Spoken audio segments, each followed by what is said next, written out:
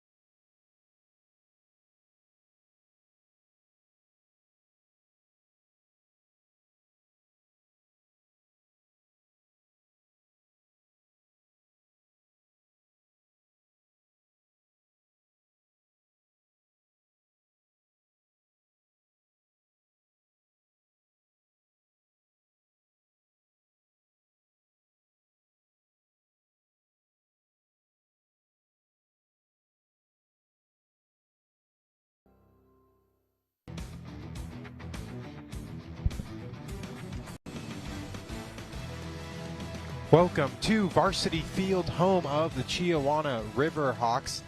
The Kamaiakin Braves, the visitors in this one, coming off a 12-7 win in Game 1. That got very interesting in the bottom of the 7th inning. Chiawana, they will go with Cassius Castillo, their left-handed ace. It'll be Taryn Carlson to be on the mound for the Braves. And Jeff, what a matchup we have here. The Braves, they routed Game 1. Chiawana, they're looking to respond here on their home field. Yeah, and that's the funny thing about this league this year so far. I mean, before today's game started, we had 5 teams in the conference going 3-1. And Chiawana is one of them, as was Kamaiakin. And so what you find out is okay, now we're putting our ace up on the mound for Chiawana in Cassius Castillo. Who's actually qualified, or he signed with Tacoma Community College.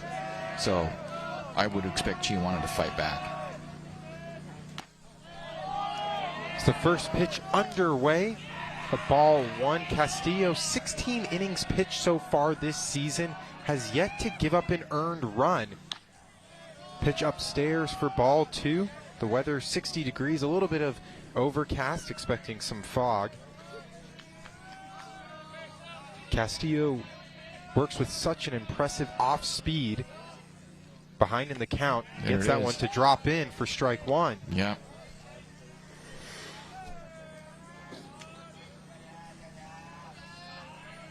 Castillo looking to get a shutdown inning here in the top of the first, quickly works back into the count. Severo Rodriguez, the Chiawana coach, said that he's just really good with this off-speed stuff, and he paints the corners. 2-2. That one's sky towards the second baseman. That's Gilmore under it. And out number 1, the batting order for the Kamaiakin Braves, Tanner Davis, Crew Miller, Zachary Vega, Taryn Carlson, Christian Bauer, Kaysen Allen, Stenner Kavinsland, Lindsey Bay, and Dom Lilyblade to round it out as Davis pops up for out number 1. Miller slashes that one foul, out of play.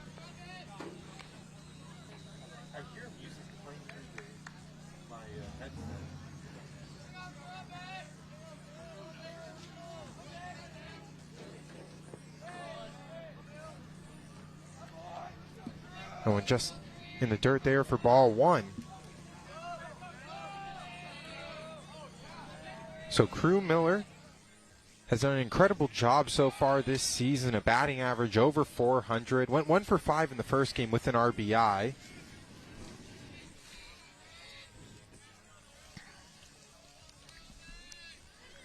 Second on the team in batting average as that one's chopped towards the first base side, out of play.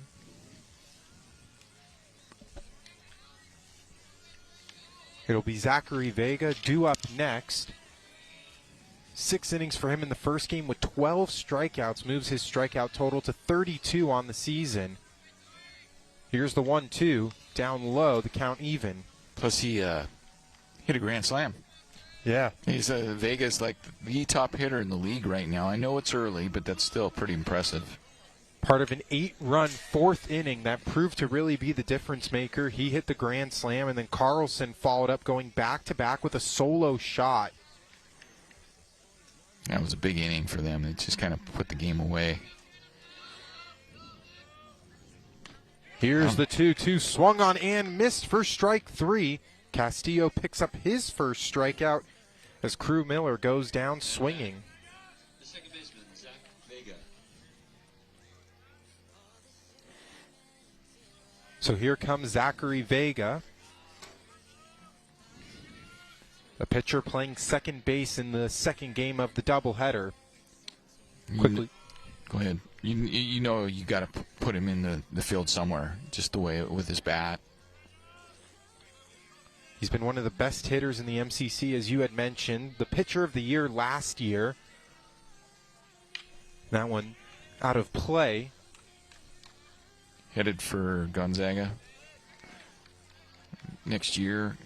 One of 3 D1 players on this Kamaiakin squad. A squad that is absolutely loaded. Here's the 1-1 upstairs for ball 2. You were talking about it earlier. It's very rare to see one team have 3 D1 commits at the same time. I was talking to a wily old veteran here that used to be a coach at Kamaiakin, and we were trying to scratch our heads, figure out last time around here that we've seen 3 D1 players on a high school baseball team. Certainly very rare as Vega swings at that. The count now runs full at 3-2.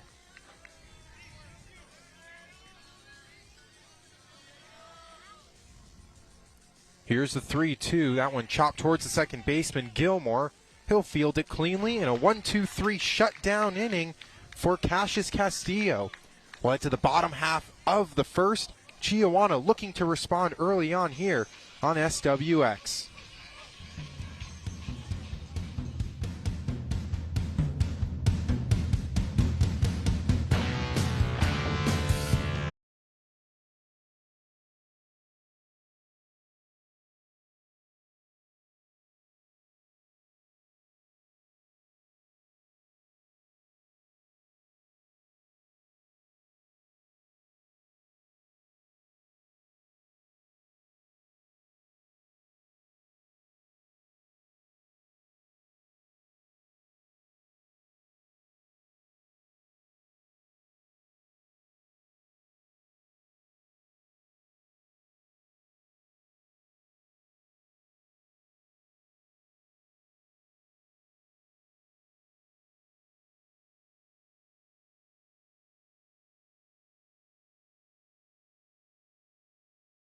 We care.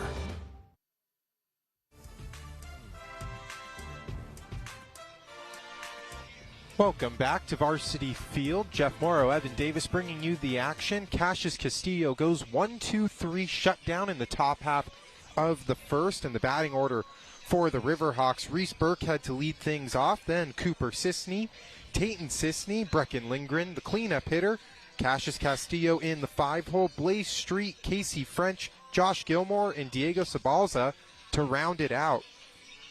And Taryn Carlson on the mound. Nick Carlson's a junior, but he's already verbally committed to the University of Washington. I was asking Steve Woods, the Kamaiakin coach, what are they going to have him play infield? And he says that the youngster Tanner Davis can go ahead and. Well, actually, I'm talking about Carlson. Carlson, of course, is going to WSU, and so he's probably going to be the pitcher there, pitcher for the Cougars. Tanner Davis, of course, is a junior, and he's going to UW, but he's could play one of many different positions, infield, outfield, or actually pitch. So it's going to be interesting to see what they do with him. So Taryn Carlson coming into tonight's game, 13 1/3 innings pitched, a 1.07 ERA with 19 strikeouts.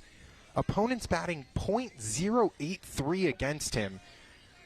Last season was second team in the MCC at third base and pitcher.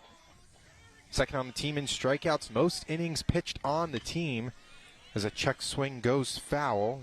It's Burkhead up at the dish.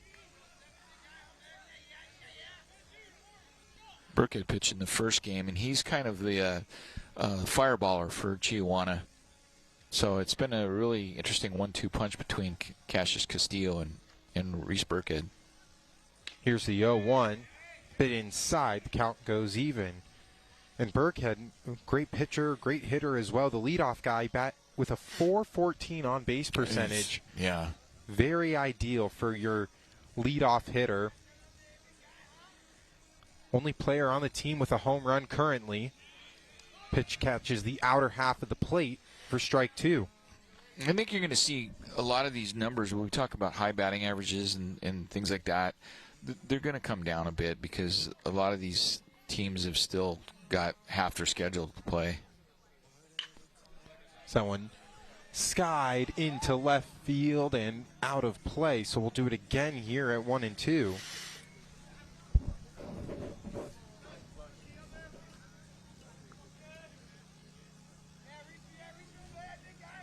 Burkhead with a .914 OPS, 3 RBIs on the year. He does have 5 stolen bases as well, so a threat on the base path.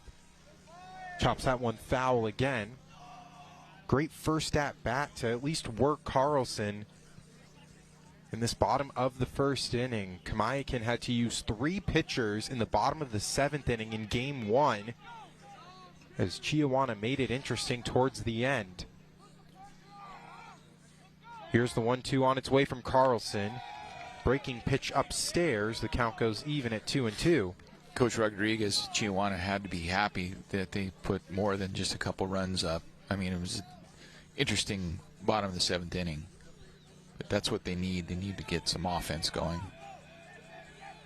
Certainly walk into this game with a little bit of confidence. The 2-2. Slap towards left field and in. There it is. Burkhead gets the leadoff single. And Chiawana has a base runner. The shortstop, number 11, Cooper Sisney. Bring up Cooper Sisney to the dish.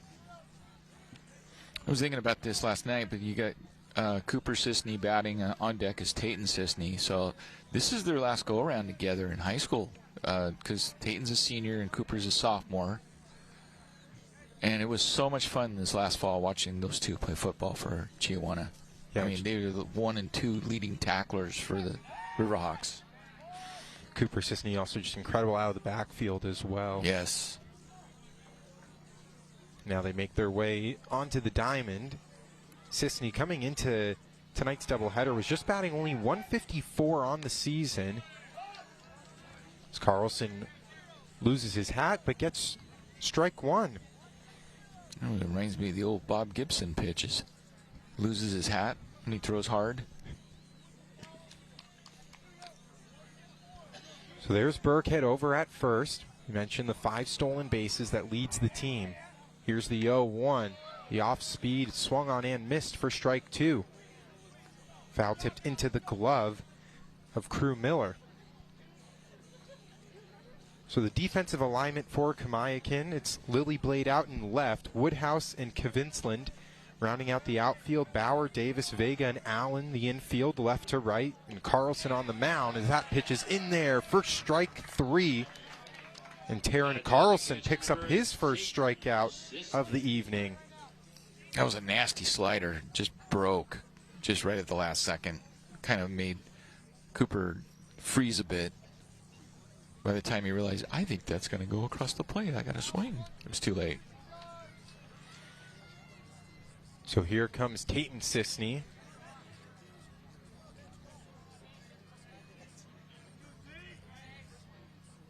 Breaking pitch upstairs for ball 1. And Tayton's a senior. He and Cassius Castillo are the only 2 seniors for the Riverhawks. And I was talking to Coach Rodriguez last night, and Tayton is not sure yet what he's going to do for post-high school, but I think he's going to do something. Tayton,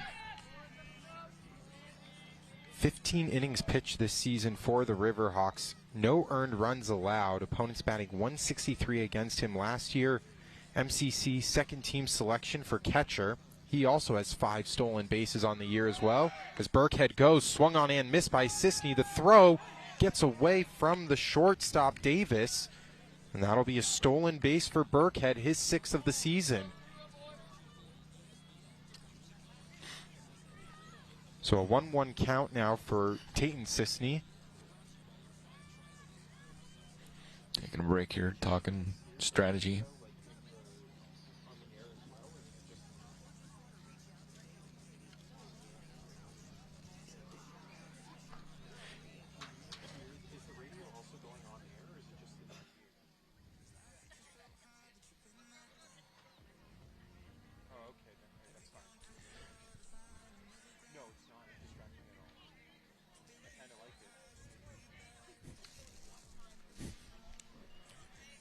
So here's Tayton Sisney with the count even at 1. Runner in scoring position.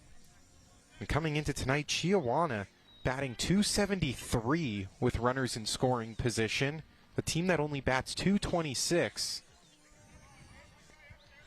Yeah, that's Coach Rodriguez said that's one thing they got to work on is getting their offense going. They got the pitching and the defense is coming along, he said. Beautiful slider in there for strike 2 from Carlson.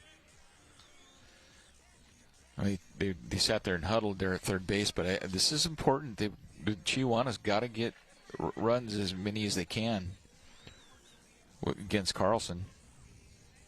Yeah, as foolish as it sounds, you're going to have to outscore Kamaiakin. You got to play clean baseball. Yep. They're not going to give any freebies away. Here's the 1-2. Swung on and missed for strike 3, and they're going to say he fouled it. Yep.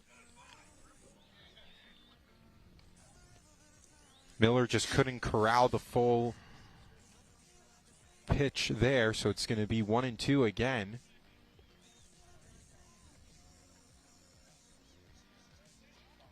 Sisney just got out in front of it.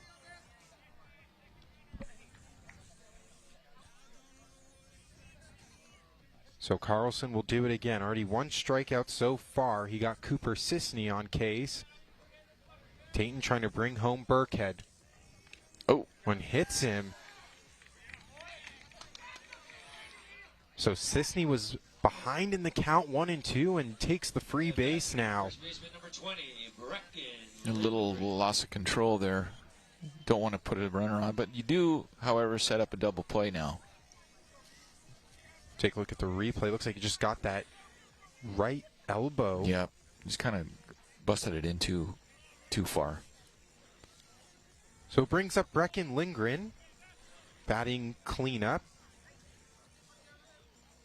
4 RBIs on the year coming into tonight. Slashing just under 200. Carlson trying to work out of some early traffic as that first pitch is in there for strike 1. It might help them with that, scoring those runs in the bottom of the 7th of the first game. Yeah, give them a little bit more confidence. For sure. You could see at least the vibes in the dugout were a lot more upbeat, knowing that, hey, we at least got to some of the pitchers. Right. Carlson quickly ahead of Lindgren now, 0-2. Reckon one of those mini super softs that Chiawana has. Here's the 0-2. One slapped foul towards Kamaiakin's dugout, so we'll do it again. You talked about it. Chiawana started 6 freshmen last season, which is not really heard of for 4A baseball, especially at the varsity level. So guys that will carry a lot of experience through their high school career. Here's the 0-2 to Lindgren as Carlson looks back on second. That one slapped towards the shortstop. That's Davis. Gets the force out at second. So now runners at the corners. 2 outs for the pitcher, Cassius Castillo.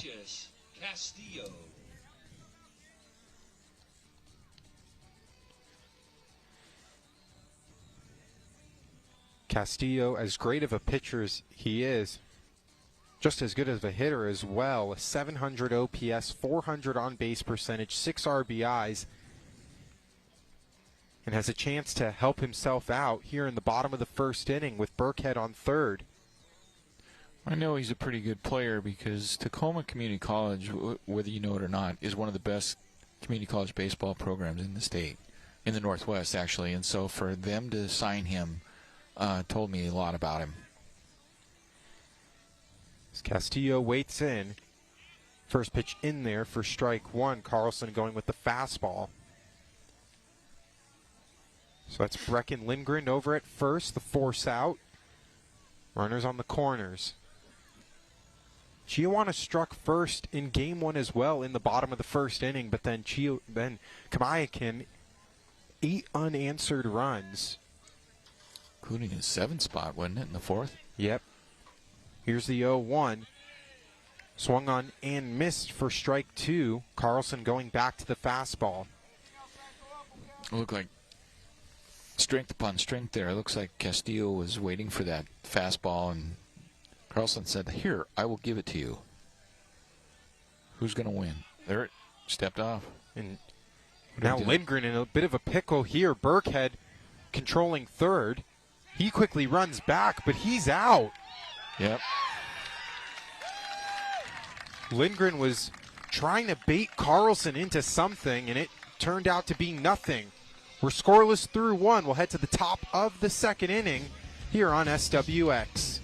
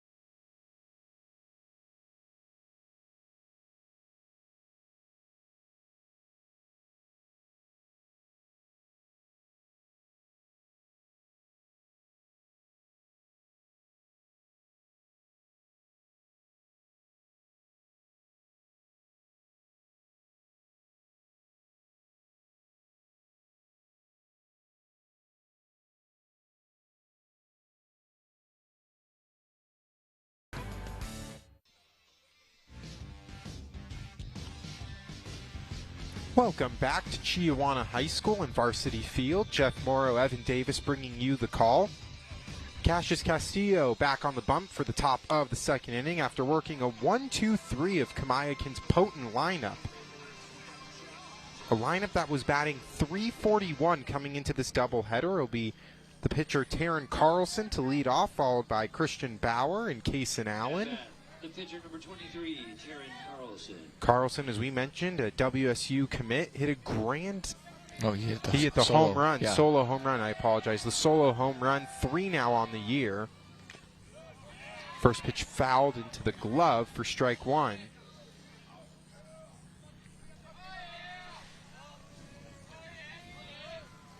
Castillo now 17 innings without an earned run. That ball slapped back Now quickly 0-2 for Carlson.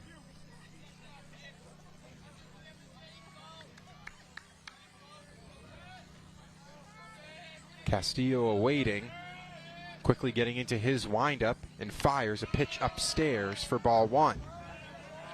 Good waste pitch.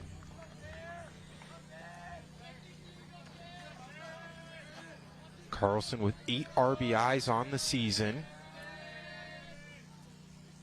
That one frames in there on the slider for strike 3. And Castillo picks up his second strikeout of the evening. That was a nice pitch. He wasn't expecting it. I think Carlson was expecting a fastball there, and he just off-speed stuff, and that's what he does.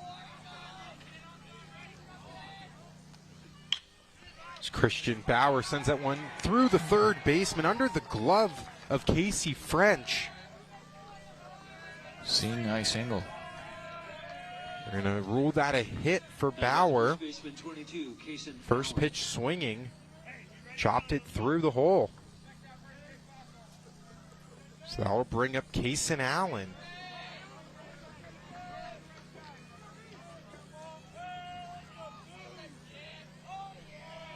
Kaysen Allen, his first plate appearance this season. The junior playing first base tonight. A big fella himself, tall. Lefty on lefty matchup right now with Bauer patrolling first. That one skied out of play. Count goes even at 1-1.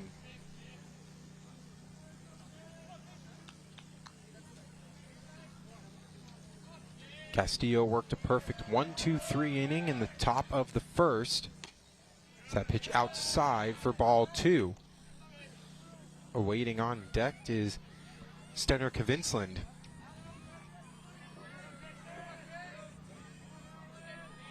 Kaysen Allen looking to get a rally going here for Kamaiakin, take the early lead.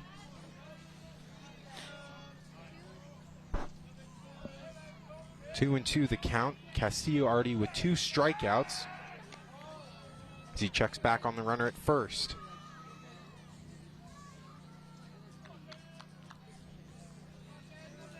Castillo, you can make an argument, the ace of this team. If they want to go far, it's going to be because of him. A check swing foul. And Allen putting in very solid at bat here against Castillo. Tough to do, lefty too. So we'll do it again, 2-2 the count to Allen. And one slap foul again out of play. And Allen really seeing Castillo well in this at bat.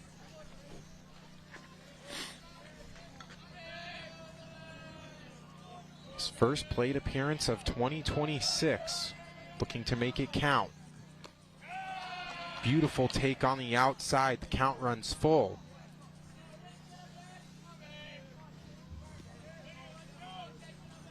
Kavinsland waiting on deck. Batting .429. Here's the 3-2. Yeah. Breaking ball in there for strike 3. And Castillo picks up his 3rd strikeout, 2nd of the inning.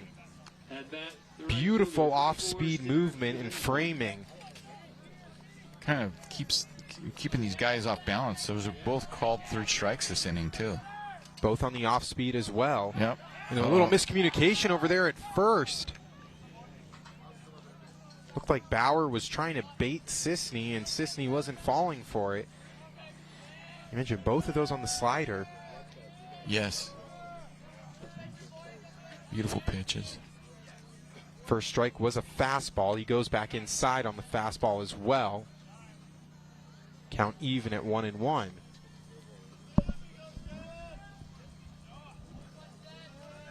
Castillo with 3 strikeouts through an inning and 2/3 so far. He's got Bauer over there at first. That one skied to the shortstop. Easy play for Cooper Sisney. And Castillo gets out of it unscathed. We'll head to the bottom of the 2nd inning. Chiawana looking to tack on some runs on SWX.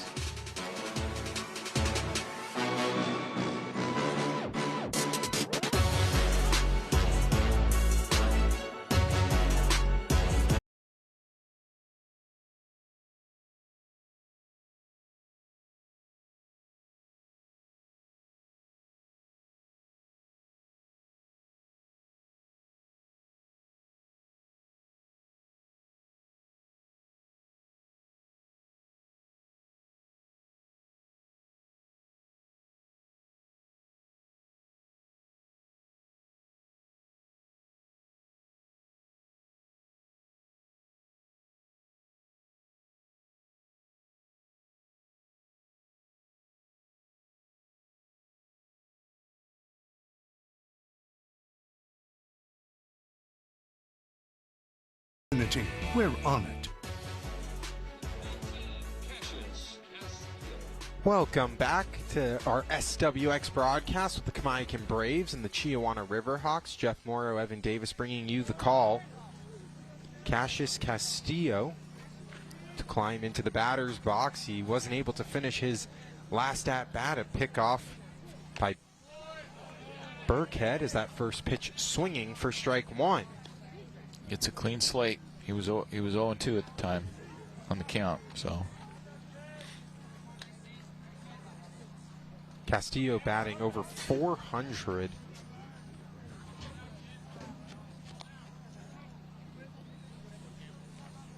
Lately on the year, he's been incredible at the plate. These last couple of games especially, with that 400 on base percentage as well.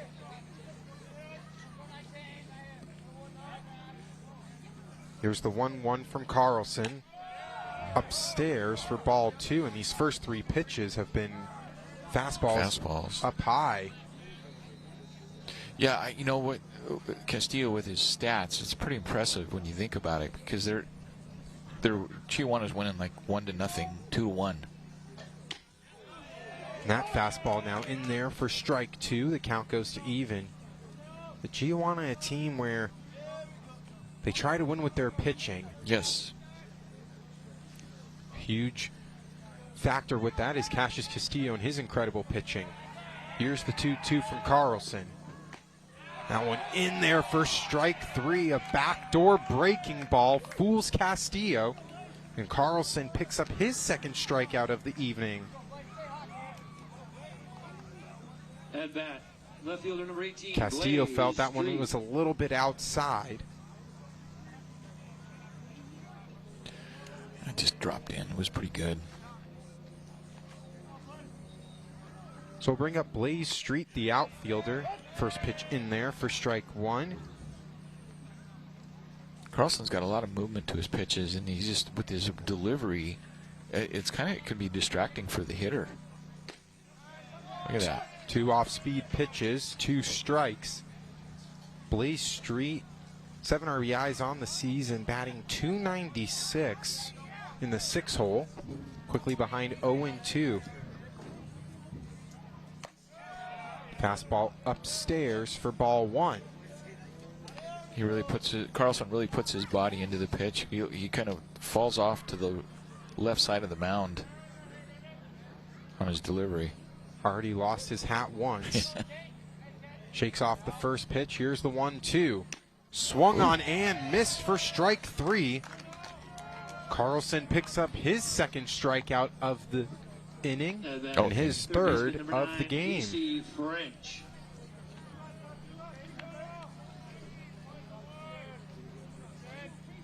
So we'll bring up Casey French, the third baseman.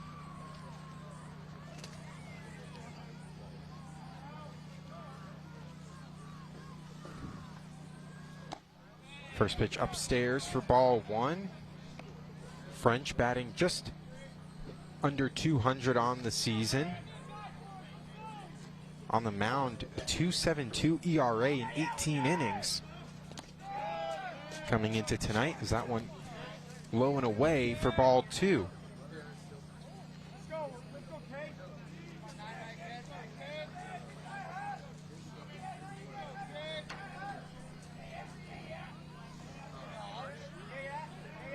Carlson trying to go 1-2-3 shutdown inning. Here's the 2-0. Just inside on that breaking ball, and a very friendly hitters count now for Casey French. See if the coaches give him the 3-0 green light. Here's the pitch, squares up to bunt, pulls back for strike one. The answer is no on that green light.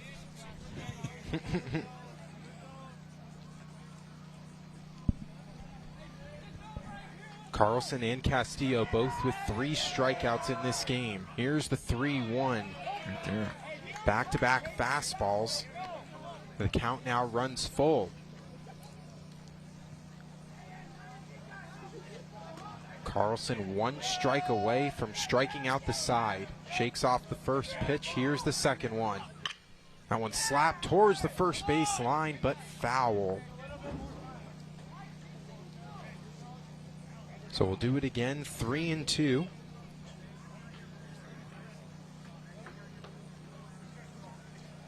Chiawana just really struggling to score in these early portions of the season. Coming in just batting .226 as a team. You'll see a lot of 3-2 and 2-1 wins on their scorecard. Yep, they're winning the games they need to. But they haven't played Richland, they haven't played Kennewick yet, so that'll be interesting in the next few weeks. 2 great teams. Here's the 3-2, and he gets caught looking. Casey French goes down on strikes, and Taryn Carlson strikes out the side in the bottom of the second inning. We'll head to the top of the third. We're still scoreless.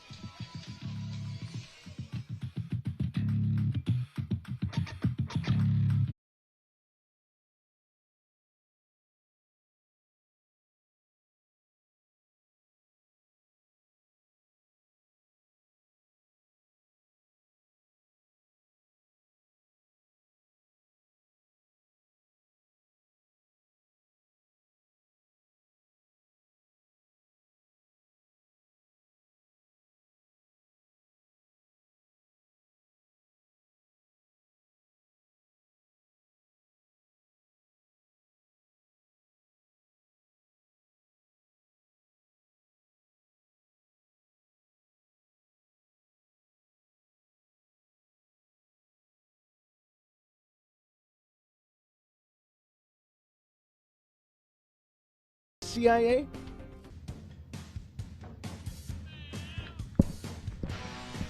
Welcome back to Varsity Field as Cassius Castillo gets ready. It will be Lindsey Bay up at the plate here for the Kamaiakin Braves. From our understanding, he's a call-up because we don't see him on the varsity roster.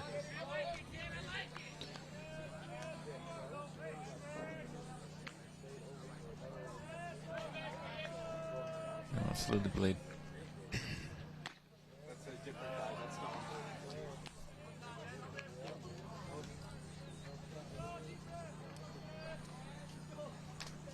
So ahead of the count now, 2-1. Did he go on the swing? They're going to say he held up. So Castillo quickly behind in the count now, 3-1. Dom Lilyblade on deck, and then it goes back to the top of the order with Tanner Davis. Easton Lindsey Bay, the call-up for tonight. He's a freshman, was on the JV team. 3-2 count. Swung on and missed for strike 3. Castillo picks up strikeout number 4. And that, left fielder, number 13, Dom Lilyblade.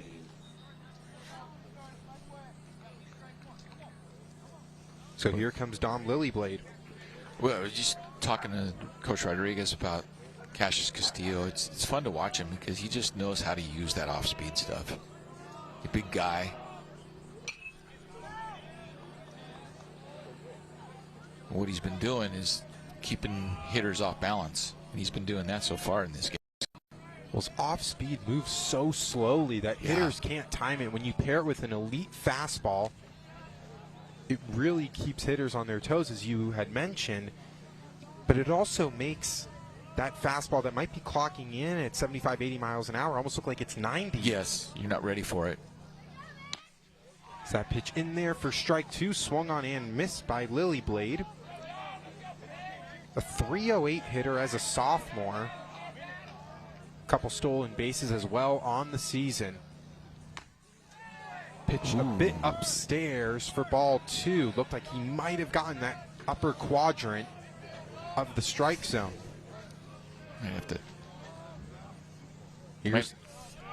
Might have to tap the helmet there. See if the ABS can work here. If only we had that at the high school level. Full count to Lily Blade. Foul tipped into the glove for strike three. Castillo with strikeout number 5.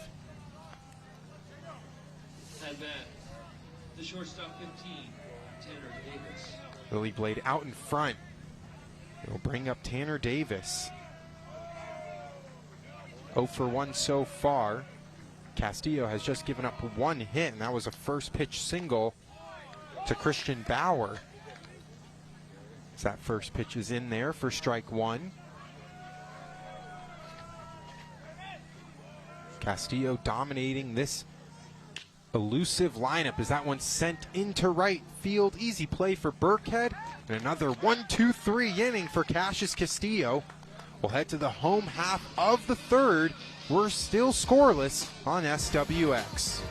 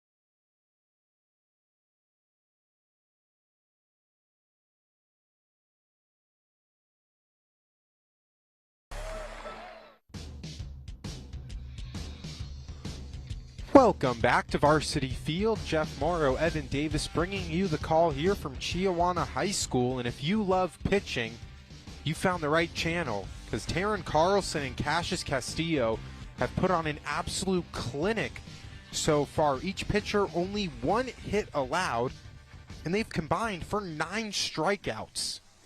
They are bringing the heat, and of course, I love that slider that Taryn Carlson has, and of course the nasty, just dropping curveball that Cassius Castillo has, and so it could be one of those 1-0, 2-1 games by the time we're done here.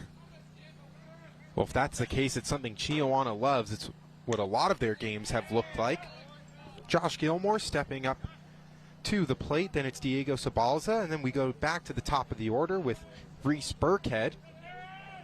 Gilmore coming into this doubleheader, batting .227 on the year. Pitch outside for ball 2. For Gilmore, a team that really struggles to put bat to ball, but when Gilmore has runners in scoring position, he's batting .400, a hitter that's very underrated. You like that.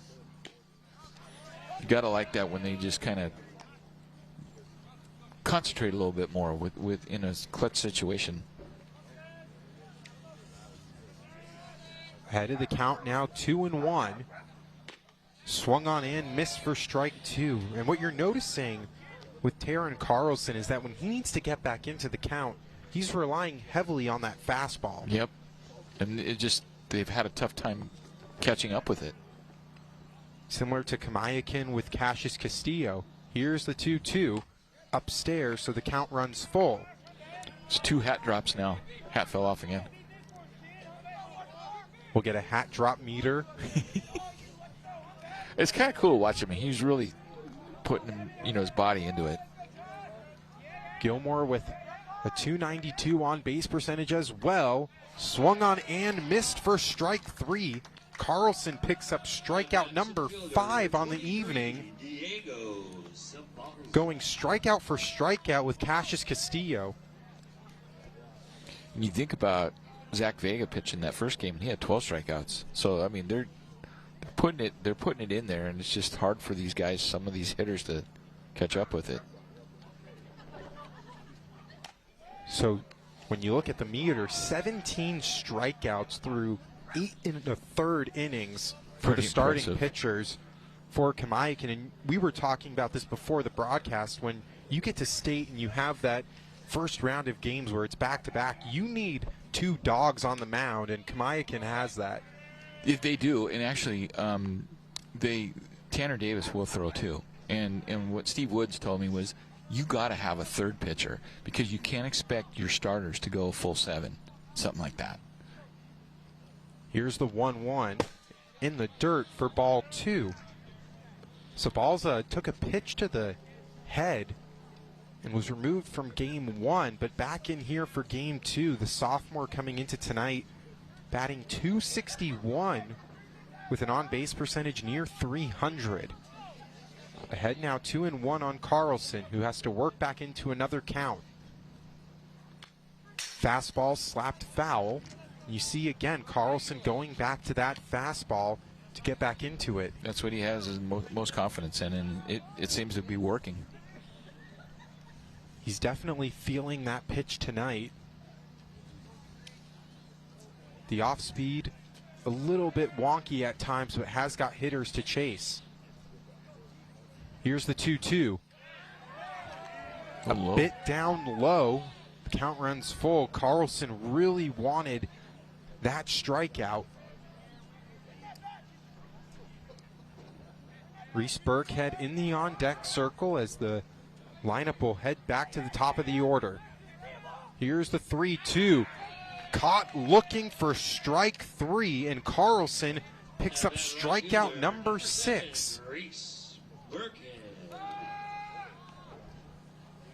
He's up to 49 pitches right now, and what I've noticed is the last 3 hitters he's faced, he's gone full count on every one of them.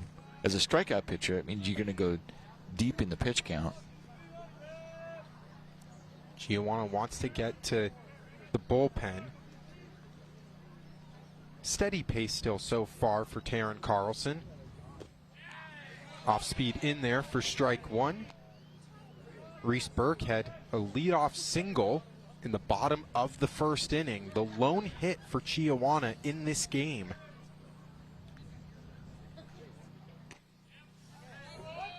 Off speed again. That one attacks the outside part of the plate for strike 2. It'll be interesting to see second time through the order now if they adjust and if Carlson adjusts. Carlson 1 strike away from striking out the side again. Chop towards the second baseman. That's Zachary Vega. Throw on to first. And a 1-2-3 shutdown inning again for Taron Carlson. We'll head to the top of the 4th inning. It's a pitcher's duel on SWX.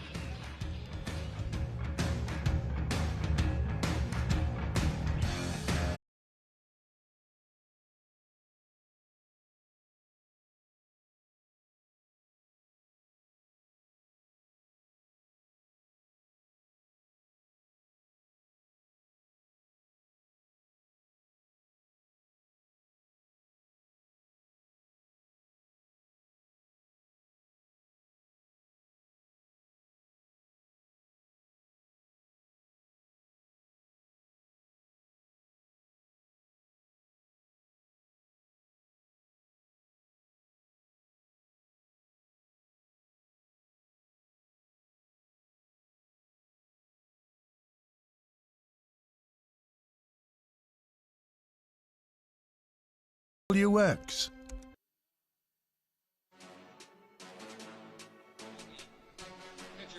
Welcome back. Jeff Morrow, Evan Davis bringing you the call here from Varsity Field, home of Chiawana. Cassius Castillo, through 3 innings so far, has only allowed 1 hit with 5 strikeouts as Crew Miller up at the dish. I mentioned that Chiawana has got to try to see what they can adjust against Carlson. Well, Kamaiakin has got to do the same thing with Castillo. Miller swings through that one for strike one. It's really impressive what Castillo is doing. This is arguably one of the best lineups in the MCC, and he's holding his own. The one single he allowed just escaped through the glove, under the glove of Casey French. It was perfectly placed, just a seeing eye single. Here's the 1-2, a bit low, so the count goes even. Crew Miller coming into the doubleheader, batting .450, now with 8 RBIs on the season. Looking to make it 9 with one swing of the bat.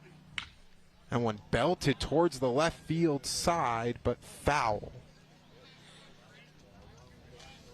Nearly had a reverse broadcaster jinx right there. He was just a bit early on that off speed. You almost called it. So Castillo looking for strikeout number 6. Got And him. he'll get it right there. Swung on in, missed by Crew Miller. And now both starters with 6 strikeouts. And here comes game 1 starter, Zachary Vega. Number 10, Zach Vega.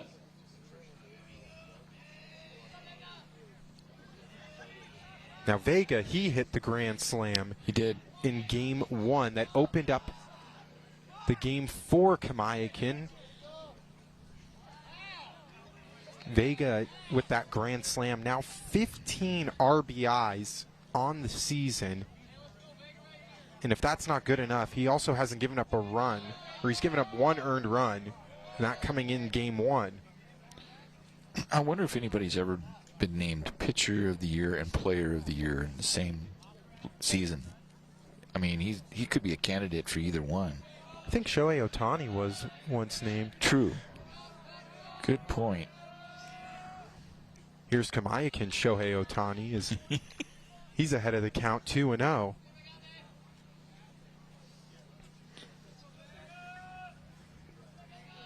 So Vega now with 28 strikeouts on the season as a pitcher through 16 innings. That went in there for strike 1.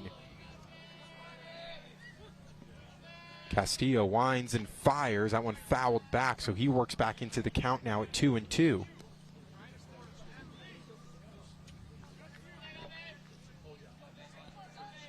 Vega, the Gonzaga University commit, trying to get some offense going here for Kamaiakin. Ball at the knees, so the count runs full at 3-2. He would be. We've already got 2 guys from our area that are out on the Gonzaga team. Walked. And there's the first walk issued by Castillo, the second base runner that he's allowed. Pitcher, number 23, Aaron At Liberty Christian's Dawson Mooney, he's a freshman there. He's a pitcher. And so he's on the roster. I'm not sure if he's playing very much. And then there's a senior from Hanford named Hudson Shoup. And Hudson's a pretty good ball player. He's their starting second baseman. And they're going to add Zach Vega next year. Here's Carlson stepping into the batter's box. The WSU commit with 6 strikeouts on the mound. 3 home runs on the year as well. He hit a solo shot that followed Vega's grand slam in game 1 of this doubleheader. 8 RBIs on the season for him. Pitch catches the inner part of the plate for strike 2. The home plate umpire likes that pitch right there. That's the second time I've seen it where it looked from my angle that it was going to be inside, but it hits that corner. Tayton Sisney, the catcher, doing a great job of framing. Here's the 0-2. Sent towards the second baseman, gloved and picked off. What a play that was from Josh Gilmore to get Castillo out of it. We'll head to the home half of the 4th inning. It's mano-y-mano here on SWX.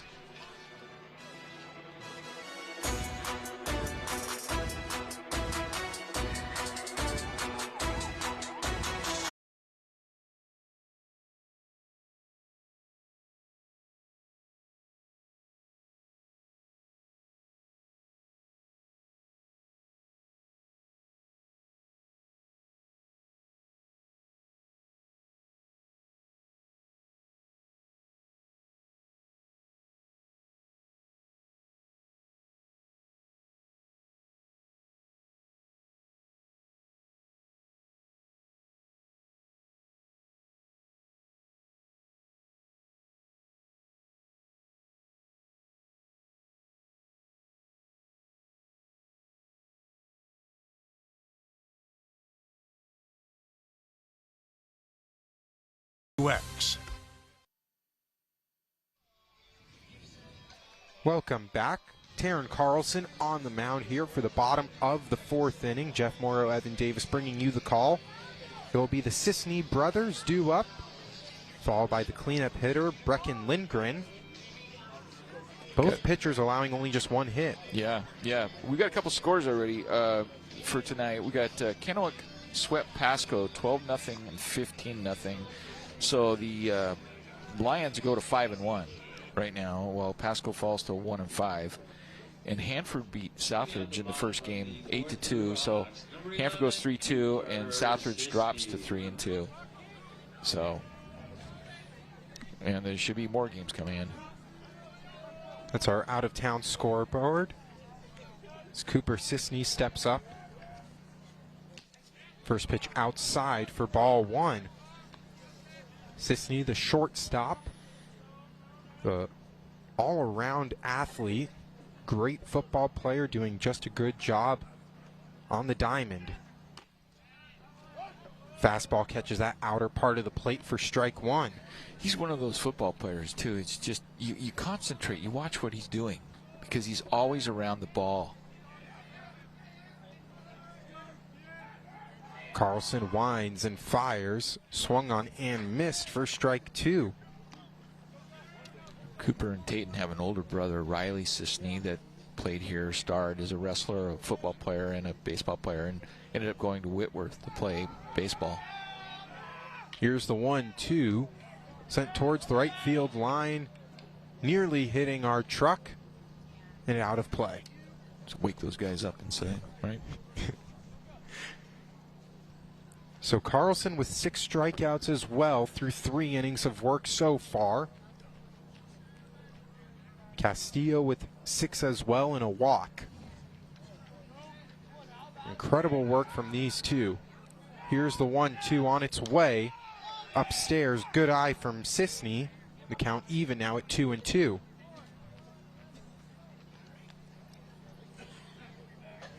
Chiawana used to being in this spot. We've seen a lot of games where even at the halfway point, it's still scoreless. We're working with that here as well.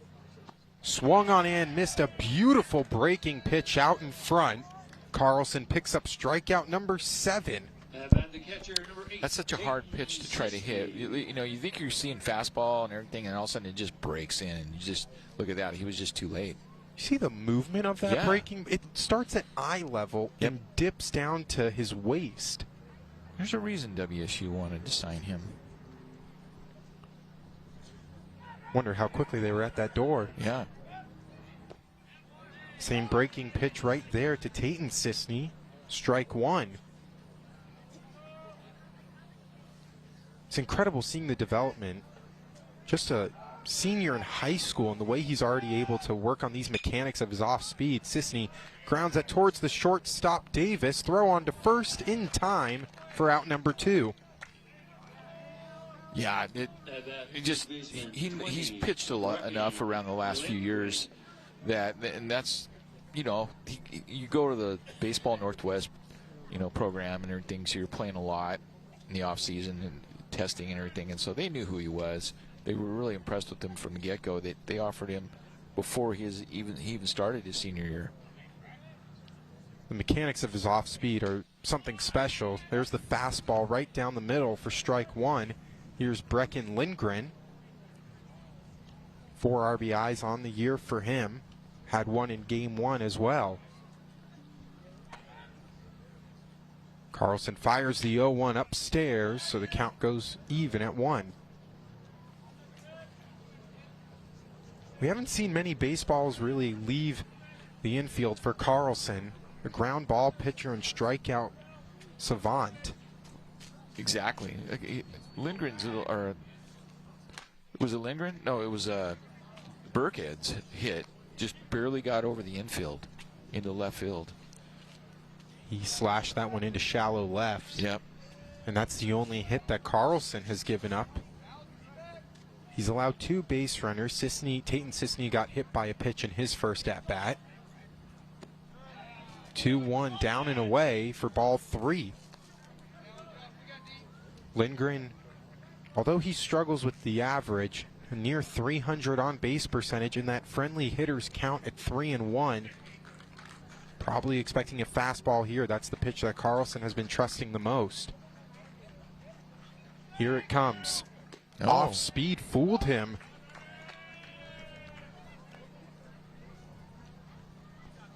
Count goes full. You think maybe Lindgren was expecting that fastball? He was. It looked like he got a little buckled on that pitch. Here's the 3-2, 2 outs. Sky towards shallow right field. Vega calling off the right fielder, and Carlson gets out of it. The pitching has been superb here at Chiawana. We head to the top of the 5th inning. We're looking for a run on SWX.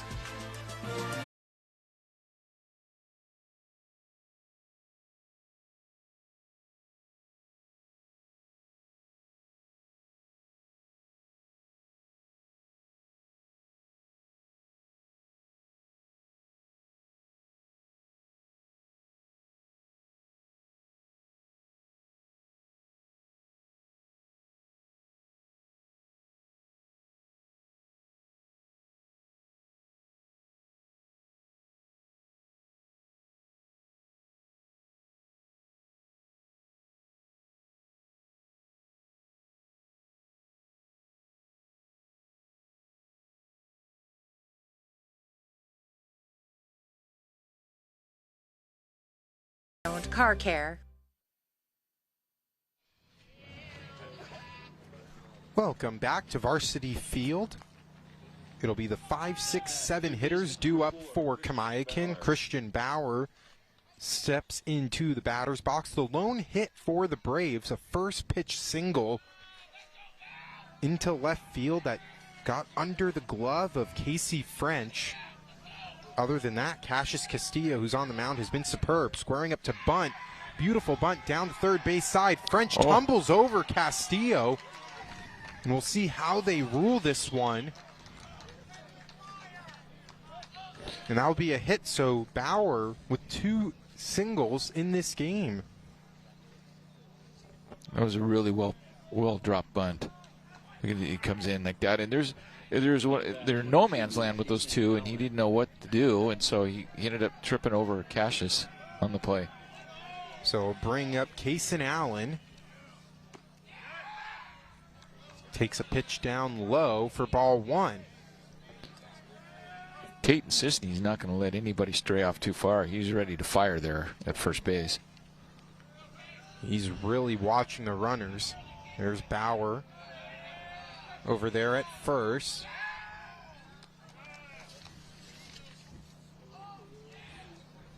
Kaysen Allen with his now first and second plate appearances. He's been used as a pinch runner at times throughout the season.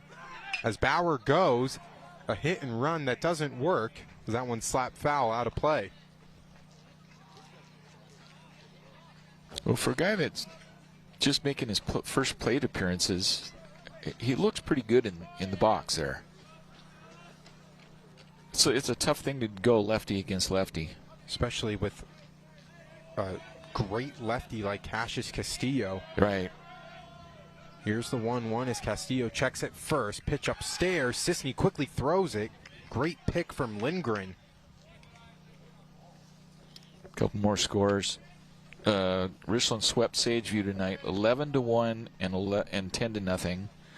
So what we've got is Kennewick and Richland are both 5-1 at the top of the conference play now.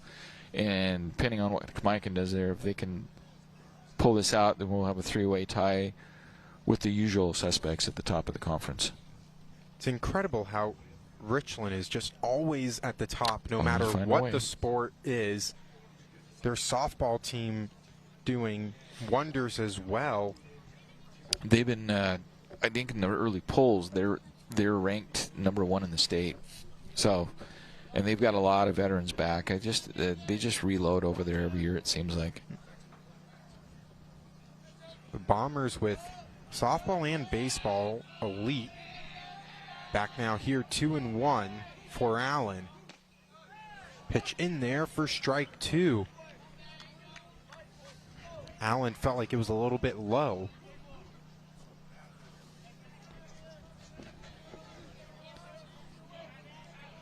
So Bauer over there at first. Not much of a lead. Here's the 2-2. Bit upstairs for ball 3. A great take from Kason Allen. All right, if you're the coach on offense here, do you want to send this guy? Feel so. Here's Bauer running. 3-2 down low. So Castillo issues his second walk. Runners now at first and second. Nobody out. At bat, right fielder 24, Stenner Kavinsland will now step up to the plate. And he's a dangerous hitter. He's been at the top of the league right now. He's up there among the top 10 in batting average. Batting over 400. Yep. With 8 RBIs, looking to make it potentially 9 and 10. First pitch upstairs for ball 1. It's hard to see from this angle, but it looks like no one really warming up for Chiawana right now. Yeah, I think he's got Castillo as a innings eater. That's what they do. Kavinsland was squaring up to bunt. That's how Bauer got on board with a beautiful bunt down third base. Castillo looking over at first. That's Allen. Kavinsland squares up to bunt. Castillo has to field it barehanded. Throw on to first. Pushes Lindgren off the plate. So they're going to rule that an infield single. And that's now 2 hits in this inning that haven't even really left the mound. They haven't.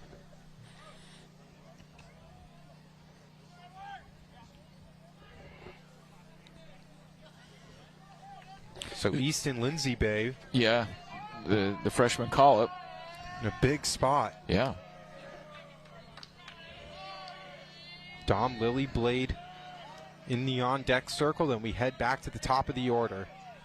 This kind of reminds me of Tuesday's game against Hermiston. Kamaiakin lost 3-2. They were up 2-0, and Coach Woods said they put together. Hermiston did 3 consecutive hits, tied the game, and then when it up in the bottom of the 9th, Hermiston had the bases loaded, and they did a suicide squeeze and won the game. Let's see. It's baseball. That's baseball. Let's see how Kamaiakin attacks this. Lindsay Bay takes that pitch down low for ball 1. Now, I've seen times where Castillo's in trouble, and he pulls a Houdini act and somehow gets out of it. So he needs to do that here. 1-1. Pitch down low for ball 2. The base is juiced. There's nowhere to put Lindsay Bay. No, there's not. 8, 9. He's about 74 pitches right now. So he might start to get a little tired. Batter calls time. The infield's in. They're going to try to cut the run off at the plate. Here's the 2-1 pitch from Castillo. Sent towards the third base side. French has to just throw it on to first, and Lindsay Bay picks up an RBI. So the first run on the board comes via the freshman call-up. That's pretty cool. Maybe he won't be a call-up anymore. He just gets to stay, right? That's how it should work. Yeah. Showed he can do it under pressure. So it moves the runners 90 feet for Dom Lilyblade. 3 RBIs on the season for him, batting .308. He squares up to bunt. That one goes way foul into the stands. You got up the middle, infield, second base, and shortstop are going to still cut the run off, which they probably need to do because they haven't been able to reach Carlson at all at the plate. Castillo trying to at least hold it to just 1 run. Here's the pitch. Sent into shallow right field. Burkhead didn't get a great read on it. We'll just throw it back to second base. And another run will score.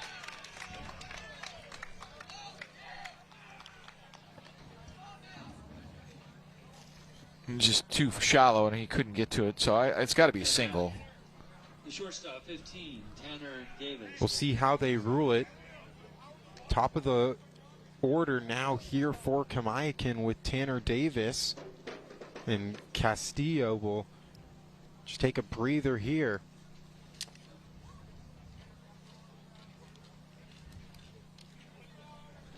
So the first 2 earned runs allowed by Castillo this season.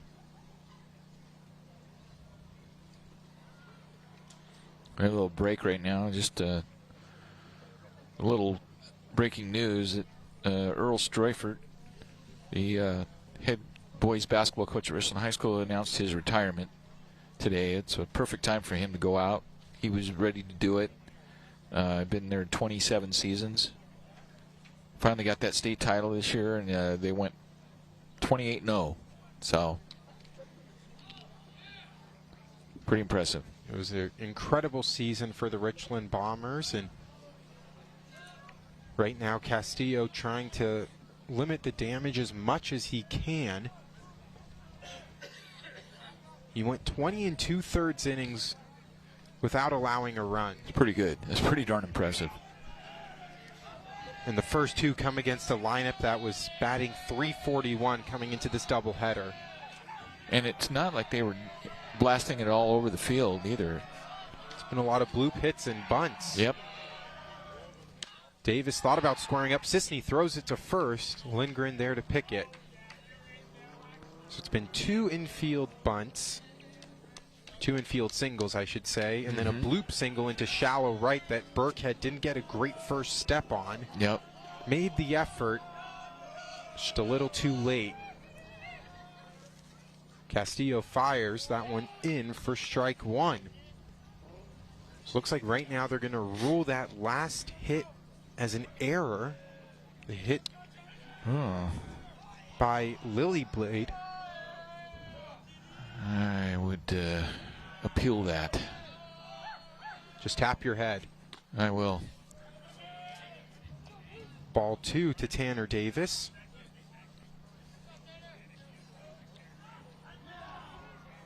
The Braves lineup coming into tonight was averaging nearly 8 runs per game. They scored 12 in game 1. Just 2 so far, with a runner on first and second. And one pitch can get Castillo out of it with a double play. He's throwing everything low, trying to induce that ground ball. Here's the 2-1 upstairs. Sisney throw on to second, making sure these runners are aware. You got to be on your toes out there on the base pass with Sisney behind the plate. You know, one of the things that Steve Woods told me, that he lost 11 seniors to graduation in June. And I said, what is the one thing you guys need? And he says, in 3 words, he goes, leadership, leadership, leadership. So he needs some of these guys to step up.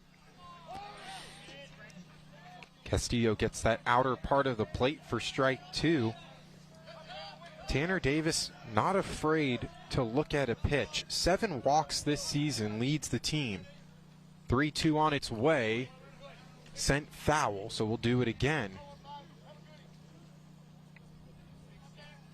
That's Cooper Sisney over at short that Tayton threw to, so I'm sure there's at least a little bit of connection there. Oh, yeah. I'm sure they got a little signal. And he probably tells his infielders, be ready. I might throw it any time. Here's the 3-2. Sent into left field. Street under it. He makes the catch for out number 2. I mean, even if Castillo can get out of this with the 2 runs, you've given your team a chance to come back. It was bases loaded with nobody out. Right. Yeah, no, this would be good if he only gets out of this with 2 runs. He's got a deal now with Crew Miller, who was batting over 400 on the year with 8 RBIs. Got him batting in the 2 spot, which is you really want to have one of your better hitters in that spot in the order. Well, ask and you shall receive Yes. with Miller. The backstop tonight.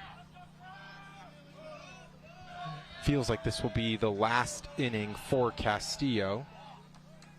First pitch low for ball one. Miller's struck out twice tonight, so he could be due putting it in play. Another pitch in the dirt. Count goes to 2-0.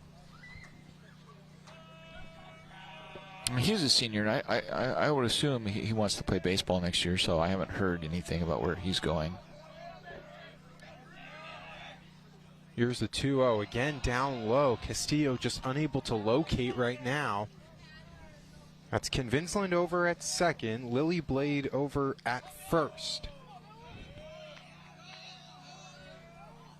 3-0.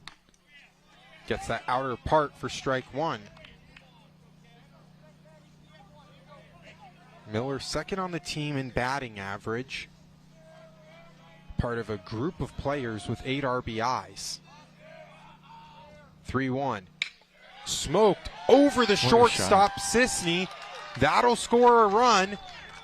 Runners now on second and third as Crew Miller picks up an RBI double. That was laced. At bat, second baseman number 10, Zach Vega. Cooper Sisney thought about it. He goes, I might be able to get up and get that ball, but it was just too high over his head. So Castillo with another earned run allowed, and Kamaiakin's offense has finally awoken. Runners now on second and third. They'll bring up Zachary Vega. Now there is an open base at first, but it's not going to do much favors with Taryn Carlson in the on-deck circle. It's like what do you want, a broken arm or a broken leg, right? What do you do here? Vega with 15 RBIs this season. One swing of the bat could really put this game out of reach for Chiawana.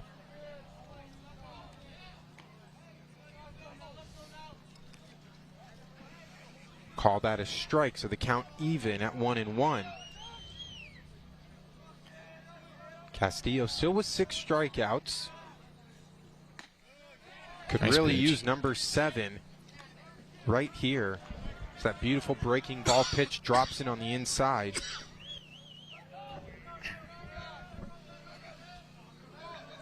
So a 1-2 count right now for Zach Vega.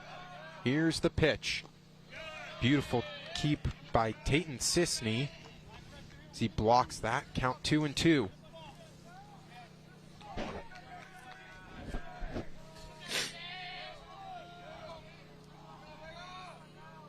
Castillo winds and fires the 2-2. Sent into center field. Sabalza under it. And he'll make the catch for out number 3. Well, the Braves lineup has finally awoken. They put up a 3 spot in the top of the 5th inning. We head to the bottom half. Chiawana needing to respond on SWX.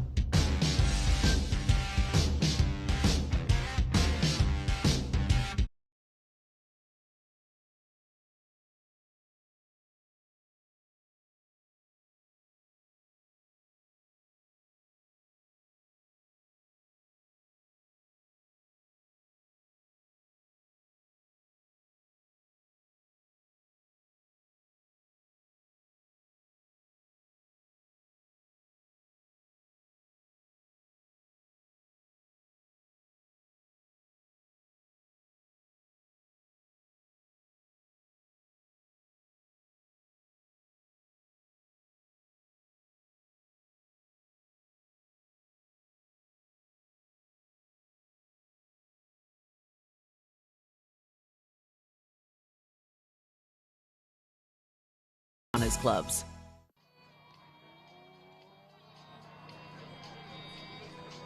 Welcome back. Jeff Morrow, Evan Davis bringing you the call here from Chiawana High School, and Kamaiakin putting up a 3 spot in the top of the 5th inning. Now Cassius Castillo due up first here in the bottom half, looking to help his own cause. Yeah, he's got to get this thing going offensively. It's just, you know, the way Carlson's pitching, 3 runs might as well be 10. So they need to get on base. Just 2 base runners so far through 4 innings for Chiawana, that being a base hit from Reese Burkhead that opened up the bottom of the first inning, and then Tayton Sisney got hit by a pitch. Since then, Carlson has been untouchable. He starts the inning with 66 pitches, too. So he can go a ways.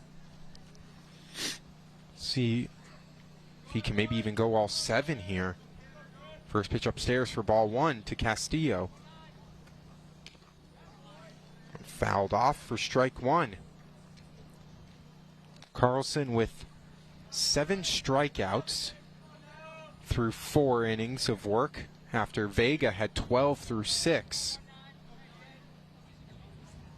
Here's the 1-1 outside for ball 2. And that's going to make them, like I was telling you earlier today, was that, you know, the way this baseball system is set up in WIAA is you play your first 2 rounds, the first round and the quarterfinal, on the same day. So you need a good 1-2 punch on the mound. How about a 1-2-3 if you're Kamaiakin? Yep. And I think that's what they'll do with Tanner Davis.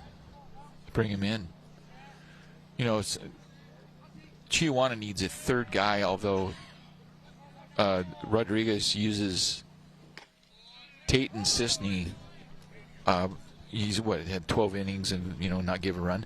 He says he doesn't like to do that because he's his catcher, and it's really tough to put on catcher. But Cooper Sisney also catches if they need him. In fact, the older brother did too. It's like a family of catchers.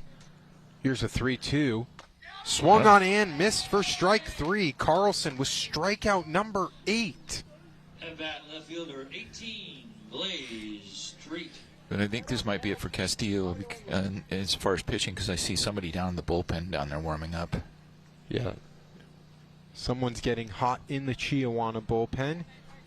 Here's Blaze Street, the left fielder. Taryn Carlson, just dominance right now on the mound. First pitch outside for ball 1. We have nobody with a gun here, so we can't tell how fast he throws his fastball, but it looks pretty fast from where we're sitting. It's got some heat on it. You see it right there. Swung on and missed for strike 1. You know, for Chiawana, although only the 1 hit, the 2 base runners, they're putting together some competitive ABs against Taryn Carlson. They are. They're making him work. A lot of full counts Carlson's worked out of, but still, Chiawana putting together some competitive ABs. I think you'll see that from them the rest of the year, too. I mean, we've seen it, that they're always going to be in a game. Every once in a while, they'll have a game where it's out of control. Look at that pitch. Wow. That out front slider is just... It just buckles the batter's knees. It's special to watch. Yeah. Here's the 2-2. Carlson with 8 strikeouts already, looking for number 9, and there it is. You think he and Zach Vega have a contest, doubleheaders, to see who? Oh, they have to. Who gets more strikeouts? Yeah. I mean, right now Carlson's at 9 through 4 2/3. Vega had 12 through 6, so very easily could match him or even topple. So here's Casey French, the 3rd baseman. First pitch outside for ball 1. You know, the pitching staff for Kamaiakin, it's not just, those 3 guys. Coming into it, they had an ERA as a team of 1.14. Yes. That one sent towards right field, and that one gets through the glove of Kavinsland. Blaze Street will just hold up at first. It's the 2nd hit allowed by Carlson. Second baseman, 14. And the first hard hit ball we've seen from Chiawana. What was nice on this play is Kavinsland. He tries to get the ball, goes for it, can't get it, but he hits the ball, hits him. He has to make sure that the ball hits him and doesn't get by him into the corner, because then you're looking at possibly a triple. So it'll bring up Casey French.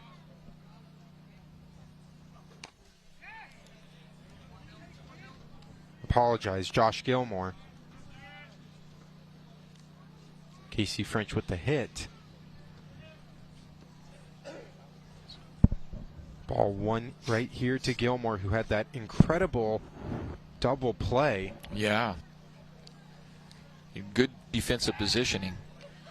Like they must have a book on him or something like that. They put him right at where he needed to be. Yeah, that was Taryn Carlson who smoked it to second base. Gilmore made the catch and doubled off Vega. That got Castillo out of the third inning. Gilmore now looking to do it on offense. Fastball in there for strike one. French, just the third base runner allowed by Carlson. Trying to get out of this inning, get Kamaiakin's bats back on the field. Strike two now to Gilmore. It's got to be fun for Crew Miller to catch this pitching staff. I mean, I don't know how much he's making the calls or if the pitcher's making the calls, but kind of like Cal Raleigh with the Mariners. Yeah. I loved it when I heard that, you know, he's at the World Baseball Classic and he found out that the pitchers were using their own, you know, .com, you know, whatever it is they use. Mm-hmm. And he's like, not when I get back.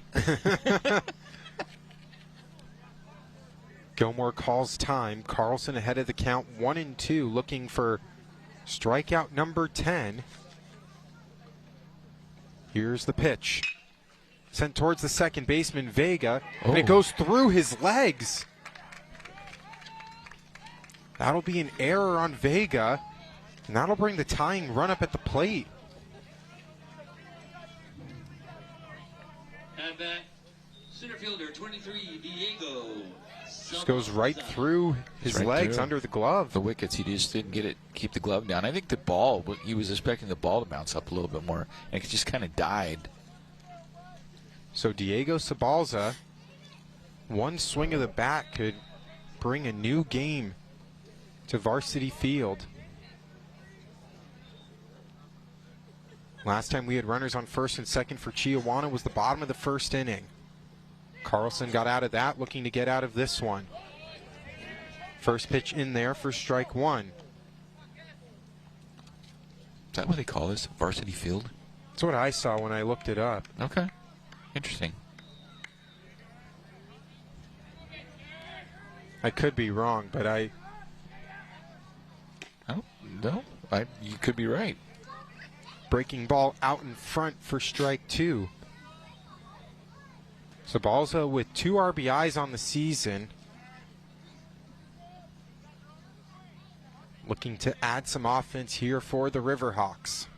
Carlson one pitch away from getting out of the damage. Looking for strikeout number 10. Here's the pitch. Belted towards left field. Lily Blade under it. And he makes the catch for out number 3.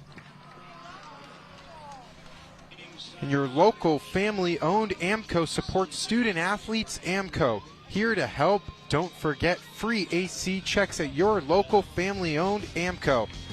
We'll be right back. Top of the 6th inning. Set to get underway shortly on SWX.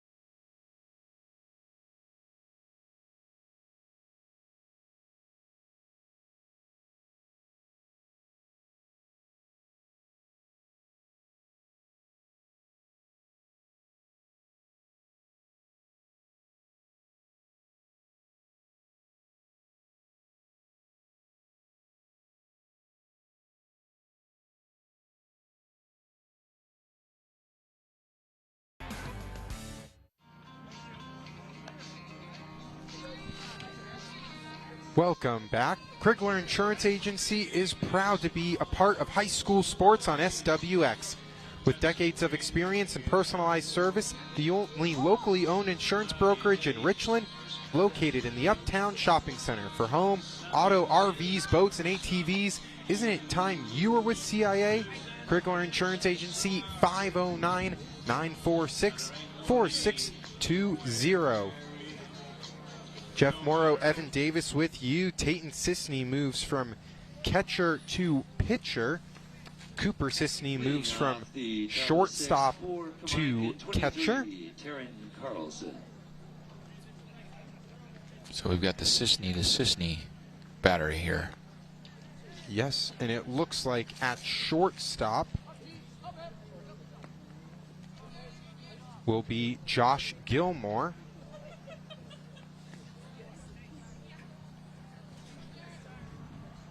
First pitch down low. And it looks like David Cruz now into the game at second base.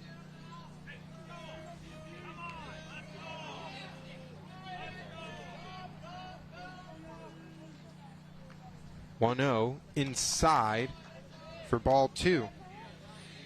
Taryn Carlson. He's the only guy in Kamaiakin's batting order that did not bat last inning. Strike 1.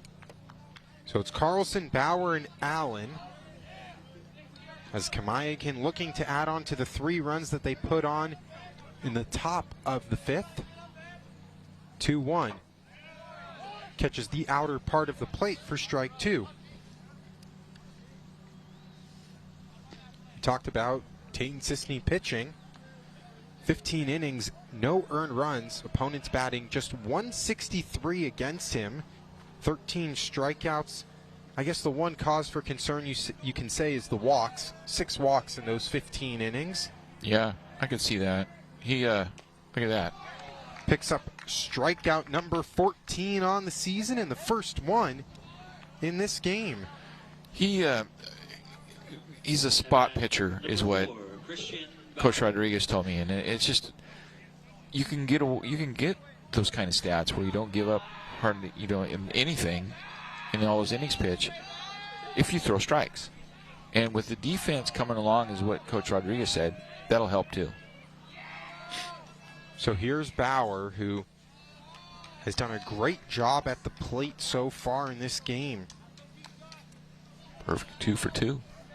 Hit the single that split the gap between third and short, and then a beautiful bunt single down the third base line. Great off-speed pitch there from Tayton Sisney to even the count at 1.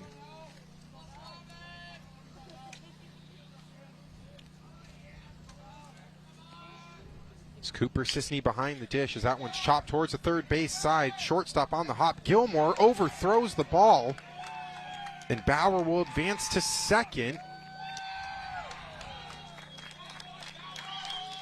So it looks like they'll rule that as another infield single for Bauer, and then advances to second via the error.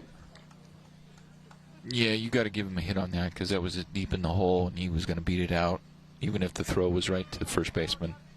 So 3 for 3 day for Christian Bauer brings up Kaysen Allen, who gets to face a right-handed pitcher now. Gets to take a breather after Castillo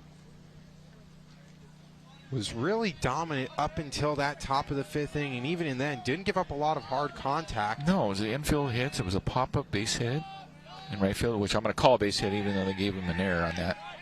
Ball gets through Cooper Sisney, and he finally tracks it. But now 2 errors from Chiawana have gotten Bauer from first to third with 1 out. So any sort of contact towards that right side of the field will most likely score Bauer. And this is what we were talking about. Chiawana, they have to play perfect baseball. Yeah. If they want to beat Kamaiakin. Figure out a way to put the ball, hit it where they ain't. You know, the old Wee Willie killer. Kamaiakin's got the bullpen going. Allen looking for his first RBI, chops that one towards first. Beautiful pick from Lindgren, steps on the bag. Bauer can't advance. Good defense. 24, center Kavinsland. And Lindgren has really done a great job over there at first with the hops. It's been a couple of times where Tayton Sisney didn't make a great throw over to first when trying to pick off runners, and Lindgren, and no disrespect to Sisney, but has kind of almost bailed him out of some of those heat check throws. Well, it could have been really bad, especially when you have a runner on third and he does that. And you know, if he misses that ball, and even if he doesn't pick it up cleanly, but it goes somewhere, it's an easy run. So yeah, you're right. He's been playing great over there. 1-0, smack towards second base. Cruz makes the throw on to first, and Sisney gets out of the damage, leaving the runner at third. We'll head to the bottom of the 6th inning.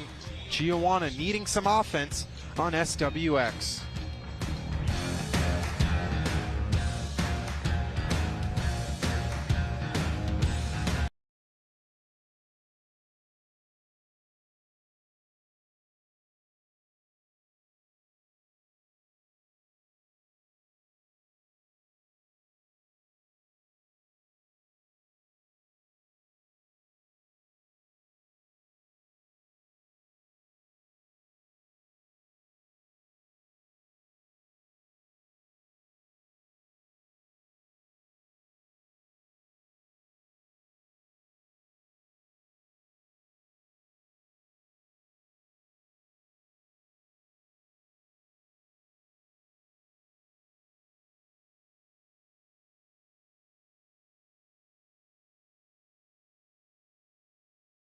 We're on it.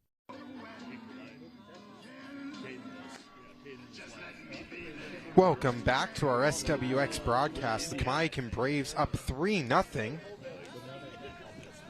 Chiawana with just 6 outs to work with. Top of the order due up here for Chiawana will be Reese Burkhead, followed by Cooper Sisney and then Tayton Sisney. Taryn Carlson going into the 6th, I'm sorry. First pitch in there for strike one. Carlson with 9 strikeouts so far through 5+ innings of work. Burkhead, one of the 2 hits that Carlson has given up. Quickly ahead of the count now, 0-2, and if he can spot those off-speed pitches, it makes the fastball that much more dangerous. Yes, it makes it really that much harder to try to hit against him. So Carlson looking to pick up double-digit strikeouts. Here's the 0-2. Great take from Burkhead. Is that pitch just a bit low? And Carlson has thrown 3 straight off-speed pitches to begin the bottom of the 6th inning. He's up to 92 pitches right now. 0-2, 1-2. Belted towards the second baseman, but caught by Vega. Out number 1. At bat 11, Cooper Sisney. Bring up Cooper Sisney.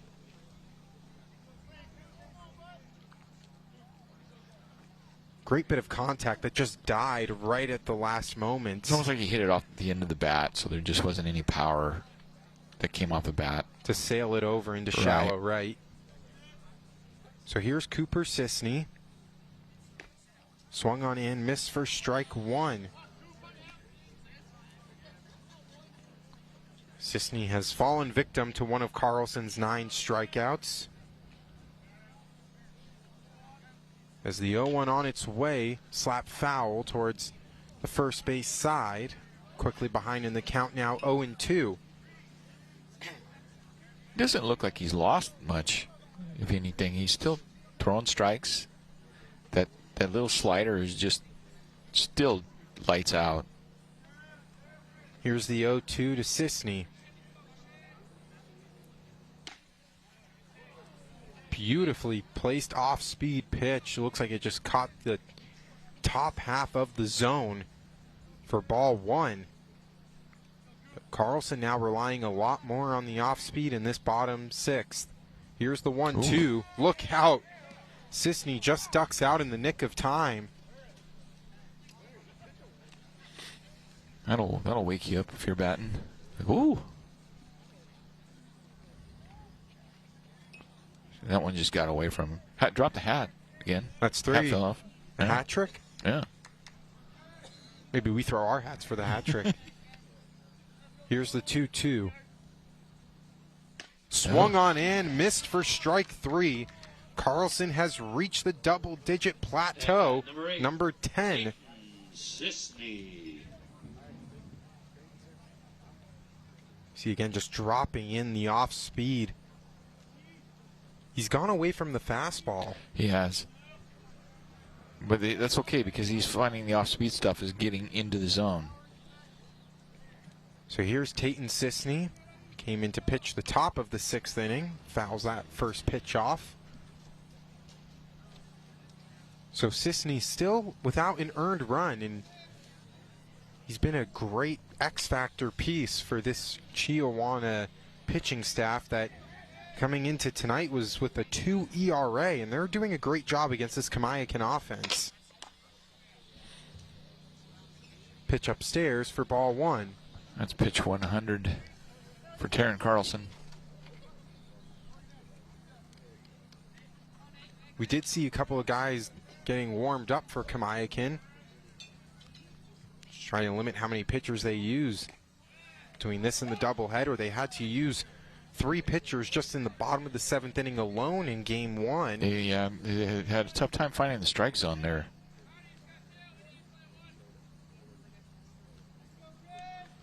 1-2 count here to Tayton Sisney, who was hit by a pitch in his first at-bat. Grounded out to shortstop in the second at-bat. 1-2. Just a bit outside. Great take from Sisney.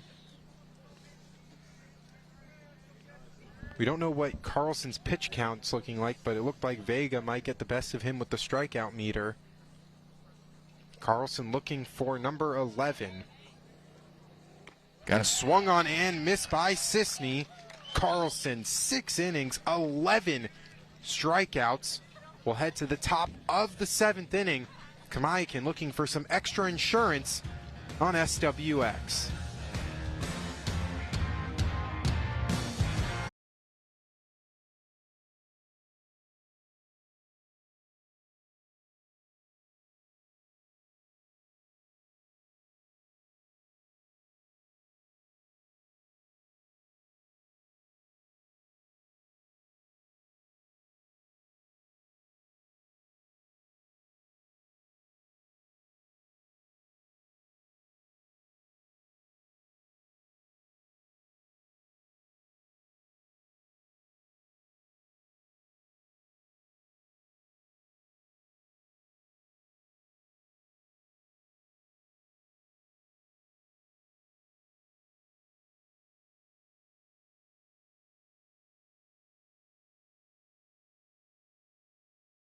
Care.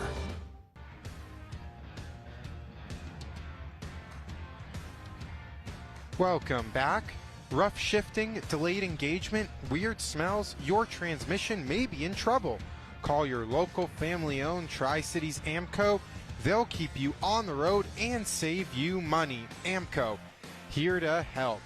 Jeff Morrow, Evan Davis bringing you the call here from Chiawana High School as Sisney back on the mound. Kamaiakin up 3-0. Stepping into the plate now, Max Kelly, the pinch hitter, batting .200 on the season in 15 plate appearances. Quickly ahead of the count now, 2-0.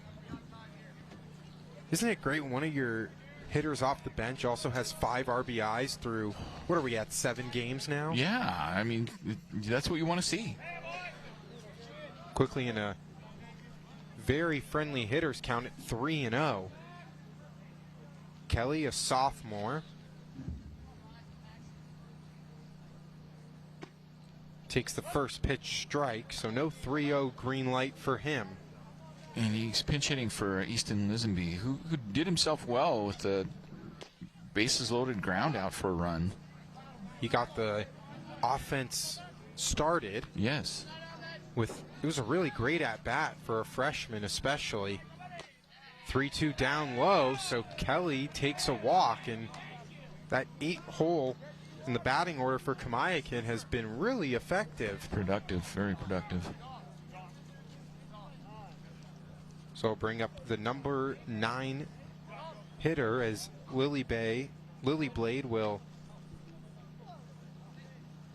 And I apologize. Looks like he will now. No, hit. he's up. Yeah, he's up. I think they were either looking to pinch hit and everything, and last second they go, Dom, get out there.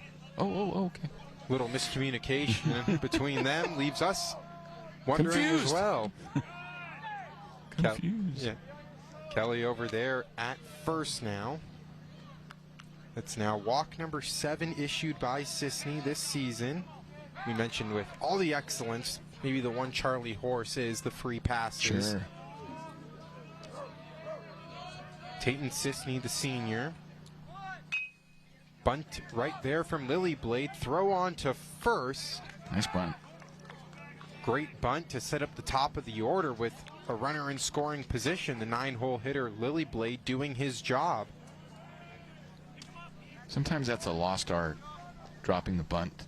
Why do teams get away from it now at the major league level? I don't understand. I don't know, but some guys who are bunting in the major leagues, you just look at them like, really? You can't put the bat on the ball?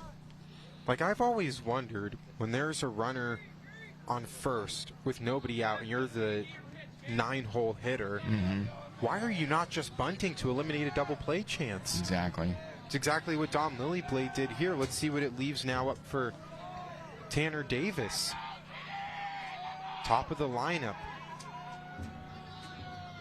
Sisney 16 1/3 innings without an earned run.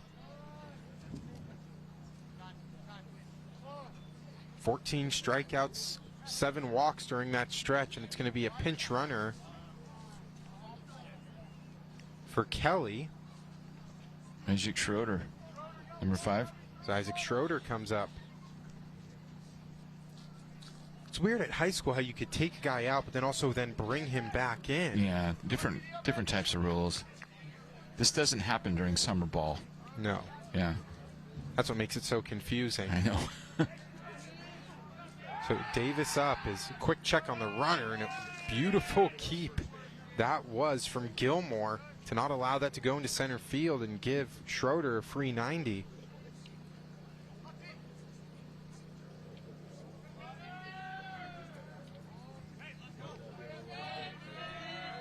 So Tanner Davis, the UW commit, as Sisney keeps that one. Schroeder's got to run back to second. Davis now ahead of the count 2-0. Third team selection in the MCC at shortstop last year. Led his team in strikeouts until Zach Vega put on an incredible performance in game 1. Pitch upstairs for ball 3.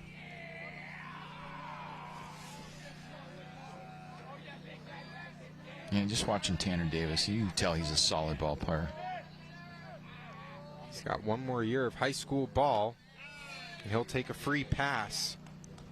That's his 8th walk of the season, which leads the team. Bring up Crew Miller, who's just an incredible contact hitter. 1 for 3 tonight with a double.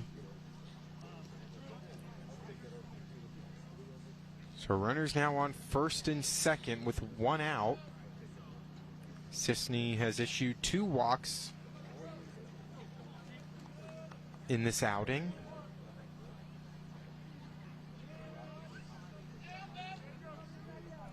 It'll be Zach Vega on deck. Sisney trying to get a ground ball double play here, at least keep the game within striking distance. First pitch outside for ball 1, and that's 5 straight balls so far by Tayton Sisney. He's getting himself in trouble because he's not getting that strike, that first strike pitch. So he has to pitch from behind the count. Checks back on the runner at second, fires that one in for strike 1. just the whole mindset. When you get ahead of the count, you're locked in and you can be more aggressive. 1-1 dropped in for strike 2. That's a nice pitch. Sisney trying to get a productive out here, limit the damage on the base paths. 1-2 on its way, just outside. Count goes to 2-2.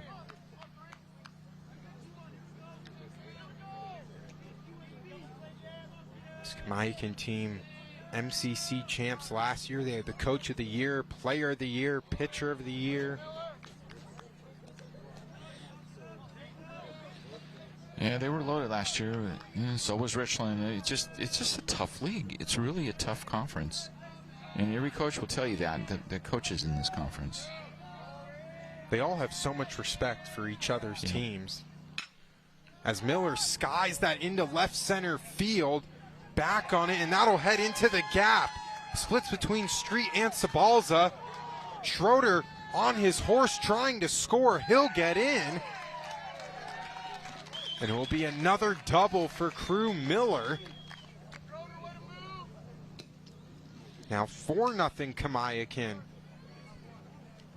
it was a good reason to pinch run in that situation. Put Schroeder out there because he really couldn't do anything until he knew for sure it was going to fall into the gap. So he kind of stayed back to possibly tag up. And all of a sudden it fell in, and he just had to put it in high gear. So we'll bring up Zach Vega with runners on second and third and still 1 out.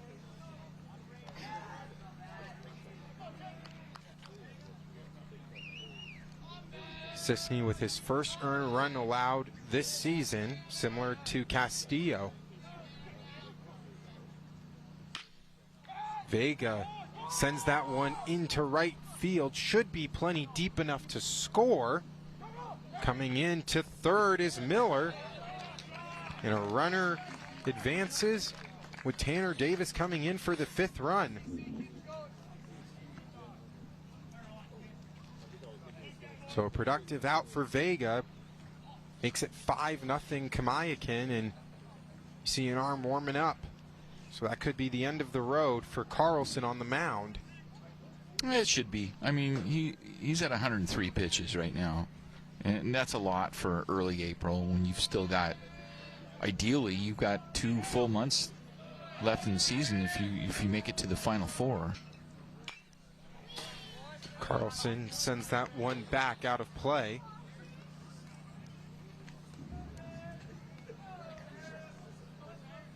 Chiawana did put together a 7th inning rally in game 1. He did. Maybe one here as well. Upstairs, ball 1.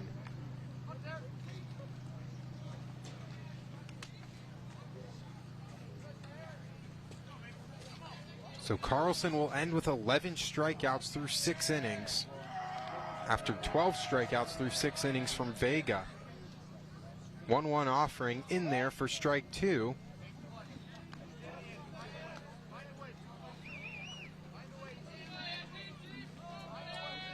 So the 2 starting pitchers for Kamaiakin, 12 innings, 23 strikeouts. That's amazing.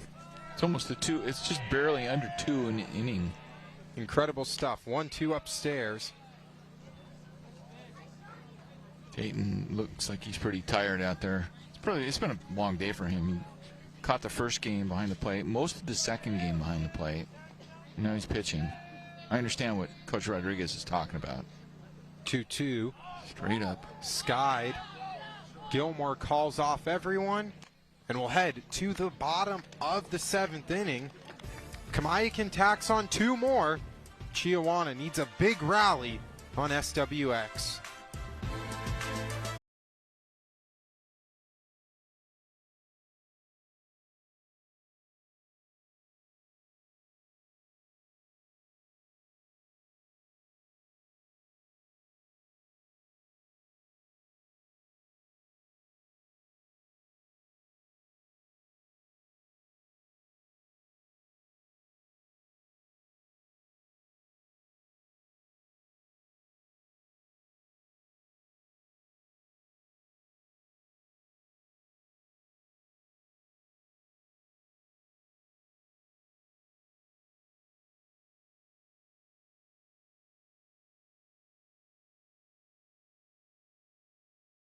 Car Care.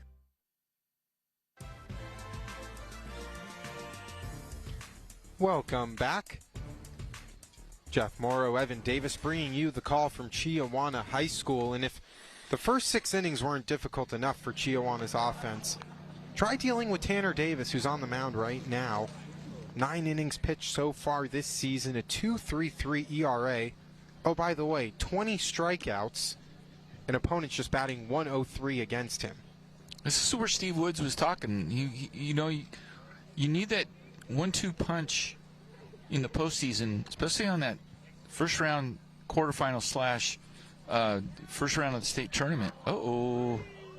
The lights are out. And the lights go out at Chiawana High School. Yeah. And now you don't really want to hit against Tanner Davis with that fastball.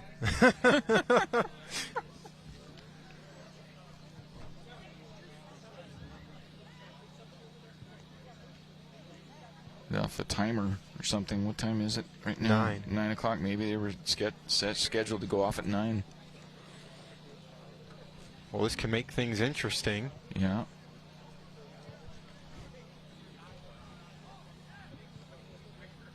Anyway, what I was saying was Steve Woods says you need a third guy because you can't expect your first 2 starters to go 7 innings in that case. So you want to make sure you have a stud relief pitcher. And to add on to that, you also maybe just can't rely on these 2 guys to be so dominant through 6 innings where Davis only has to go, the 1 inning here. Yep.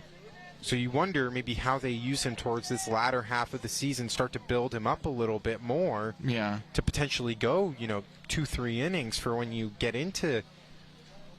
And it looks like they might call the game.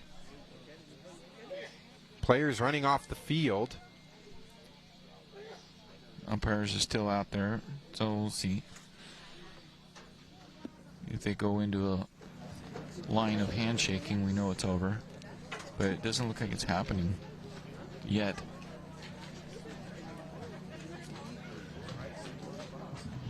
We talked about Taryn Carlson, the 11 strikeouts he had. Yes. Cassius Castillo was really great throughout this game as well. 6 punch-outs, pair of walks, but really didn't give up a lot of hard contact. You're right. It wasn't. They weren't slashing the ball all over the field. It was a couple of infield bunts and a pop-up behind the infield on the right side that just found the right hole. And the right fielder tries to make the play and kind of dives down, but the ball just went down too fast and couldn't get to it. So somebody's out there stretching. And Chiawana, the lingering issue of offense continues. It continues, and it could keep them out of state contention. Really, unfortunately, you got to score if you want to win. And you do. And the way that Kamaiakin was just able to deal on the mound in these first 2 games, and no disrespect to the pitchers on Kamaiakin in that 7th inning, but it felt like the coach was just trying to use someone to just eat up those final 3 outs, yes. Preserve the arms for the second game. Because he knew he had these 2 guys coming in for him for the nightcap. And that was when Chiawana went on that run. Yeah. And scored the 4 runs in the bottom of the 7th inning, and you can't expect that to be sustainable. No.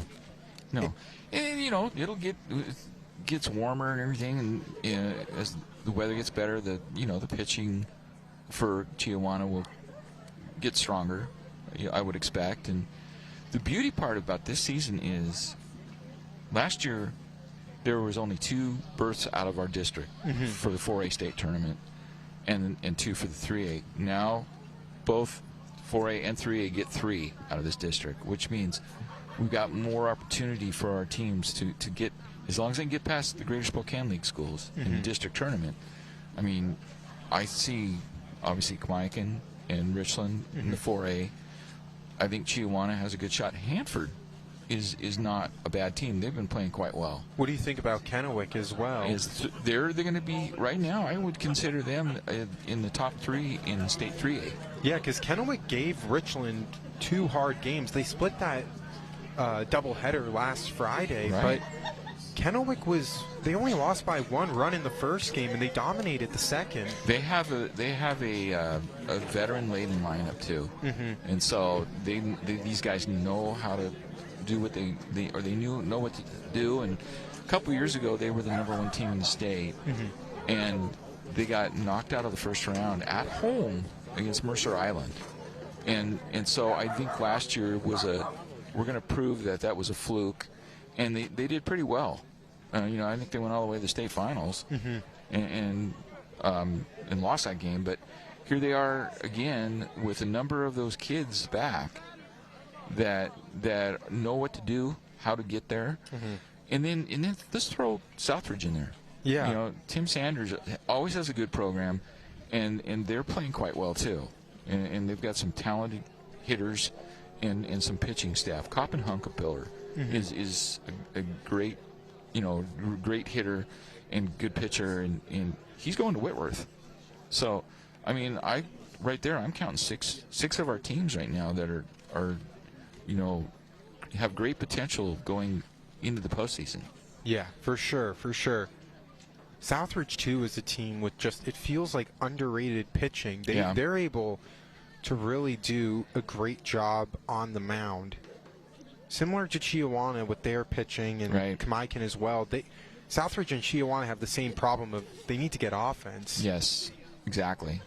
Yeah, if they can put it together, and the bats will loosen up a little bit more. And, when you're playing teams that you should beat, make sure you're taking care of business. Yeah. And then see what you can do against some of these other teams. I mean, the 2-1 win that Chiawana had recently against Southridge, great victory.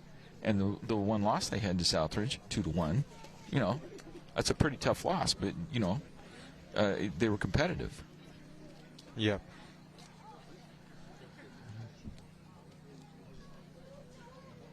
We'll take another quick break here, figure out the situation. We'll be back on SWX.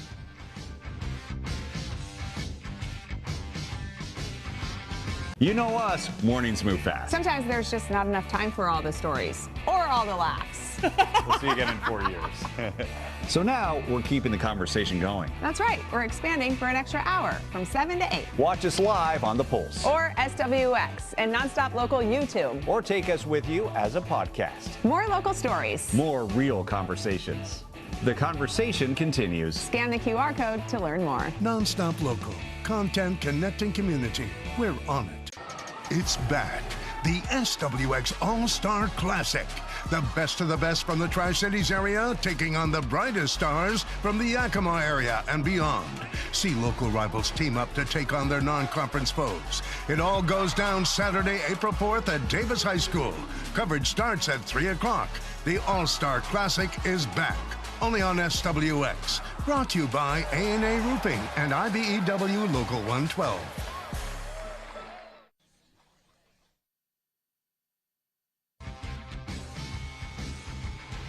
Welcome back as we try to figure out the situation here. It's been an 8-minute delay so far after the lights went out at 9 p.m. Jeff Morrow, Evan Davis in a dark night right now. The only had maybe a glow-in-the-dark ball, like they do with with some of the golf courses around here. They'll do that. Yeah, use your flashlight. We all do our flashlights. Maybe it'll work. Yeah. I think they're waiting to get somebody out here to turn them back on. I would expect that they didn't expect this game to go, or this doubleheader to go this late, and so they just automatically went off at 9. And but that first game was pretty lengthy. Yeah, it pushed nearly 45 minutes into the start of this one. Yeah. And right now, players just awaiting in the dugout.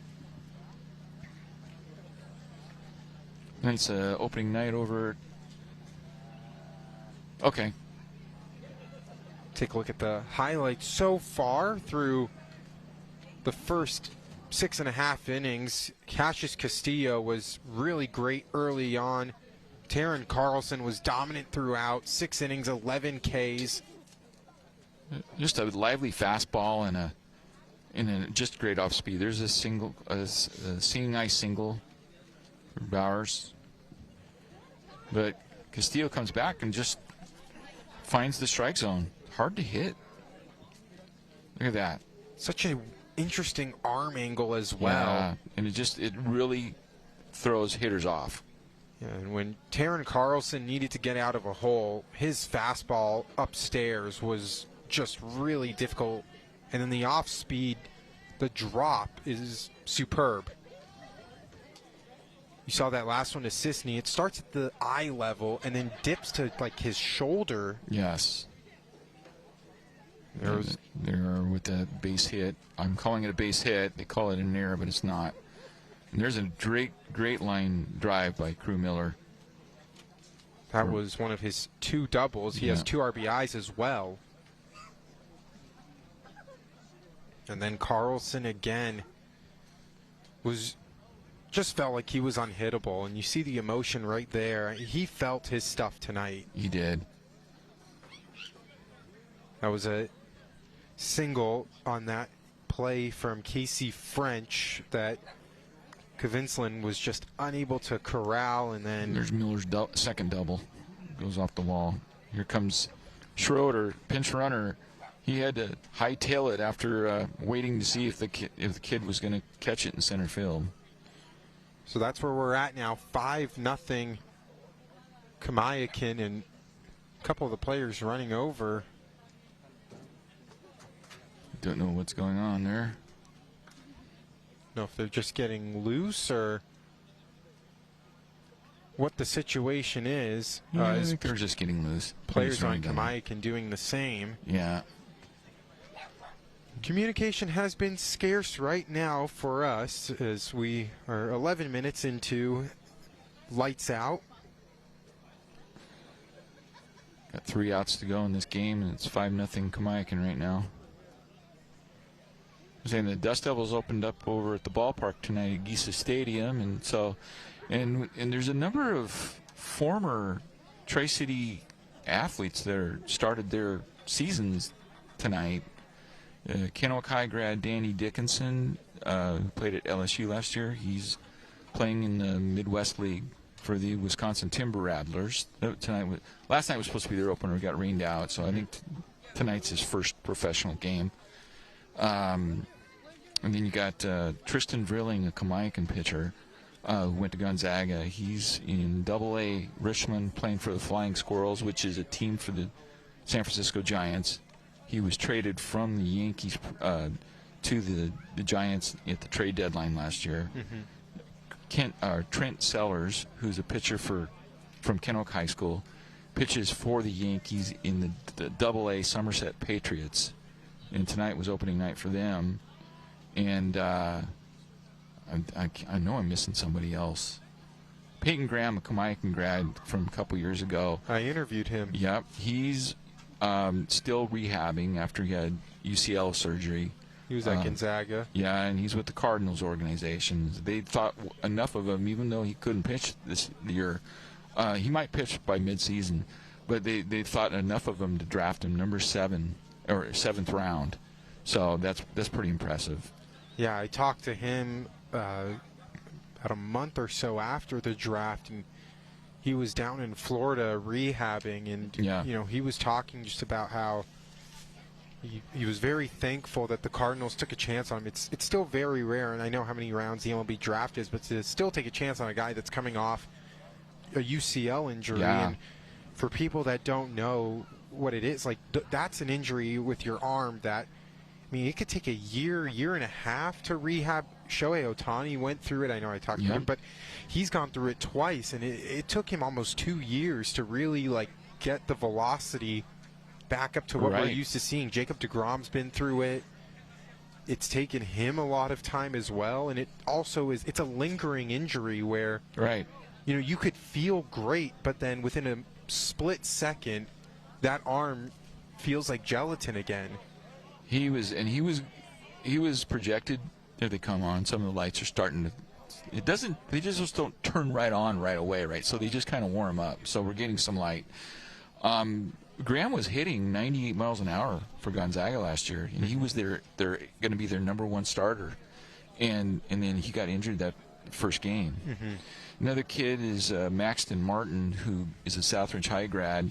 He's starting at Hub City Spartanburgers, which is I think a high A Carolina league for the Texas Rangers. So, he's a top 30 prospect for the Rangers right now. I love these team names when you get to low A and high A, just the cities and the creativity. Exactly. Yeah, no, it's pretty cool. It's fun to follow these kids around. Okay, so what happened here? We lost. All right, so now we went backwards. Feels like we lost even more light than what we had before. It's starting to get better a bit out there, but there's some lights that starting to get back. Feels like Field of Dreams right now with the lights turning on and how long it's taking. People are going to start coming out of the cornfields, and we're going to play a baseball game. Here we go. Hear the music. No, that's a natural. Sorry, wrong movie. No. So if you build the light, hopefully someone will come. That's right. That's right. So I want to look at some key matchups coming down the road here for the MCC, because it's Kamaiakin is yet to play Richland and Kennewick, and those are going to be really, really big games in a little while, in a few weeks. Let's see. And Kennewick, on Tuesday, this coming Tuesday, Kennewick's at Southridge in a single game, so that'll be a big game, especially with both of those schools being 3A. And then Friday, April 10th, a week from today, you got Southridge at Richland in a doubleheader, and Kamaiakin at Hanford in a doubleheader, and so those will be key matchups. But I'm looking for, there it is, Friday, April 17th, you got the Kennewick-Kamaiakin doubleheader out at Lapeer. In Kamaiakin hosting, 2 o'clock start, and then finally you've got Kamaiakin at Richland on Tuesday, April 21st, in a single game, which means they'll play again on April 28th. So those are some of the key matchups that we're going to see how the standings take shape after tonight. All I know is that Kamaiakin's on the brink of winning this nightcap, and if they do so, complete this, they're up 5-0 with 3 outs to go in the bottom of the 7th. Then you're going to have a 3-way tie for first with Kennewick, Richland, and Kamaiakin all at 5-1 conference play. Just incredible. So Tanner Davis will continue to take some warm-up pitches.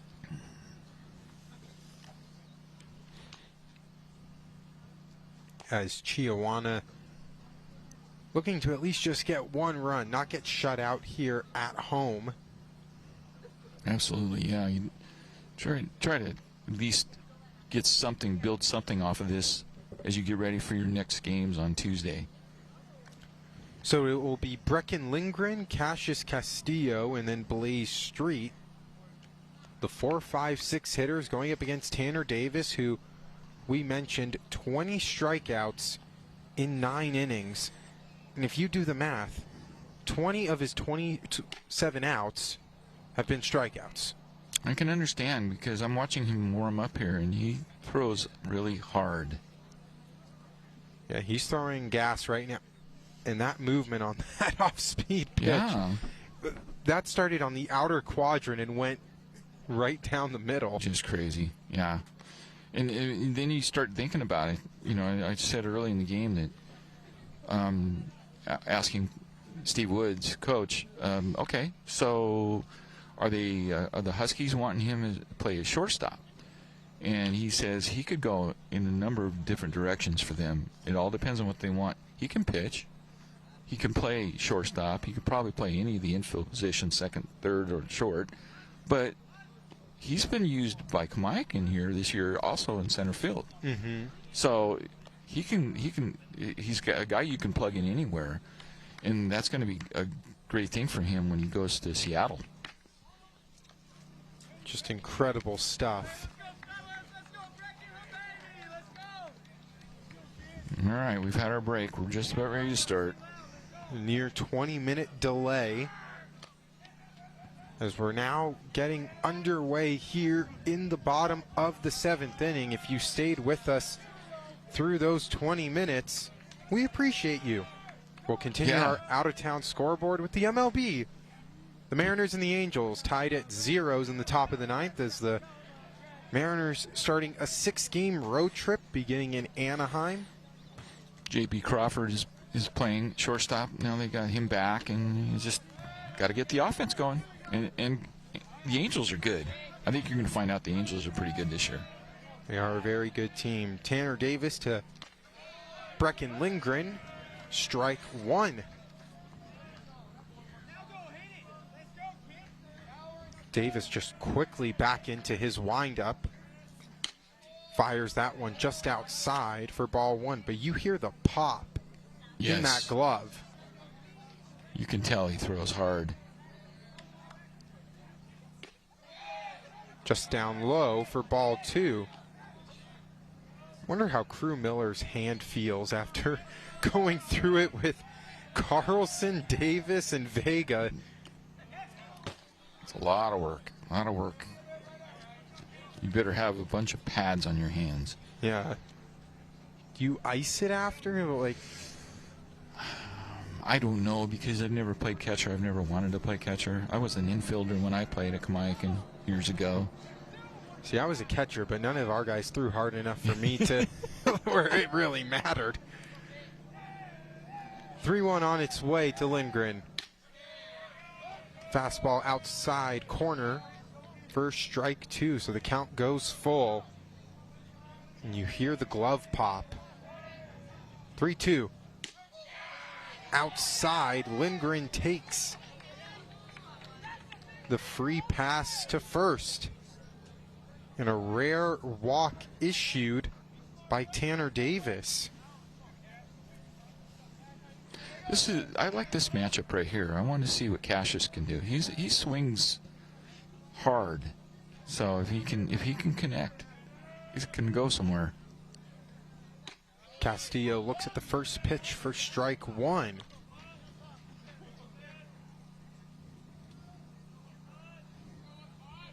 It's Lindgren over there at first. Decent lead. 0-1. In there again for strike two as Castillo has watched two fastballs go by. Wonder how aggressive Chiawana gets on the base pass. You never want that first out to be on a caught stealing. I think at this point, at this point you just go base to base. You don't want to make an unnecessary out on a base running error.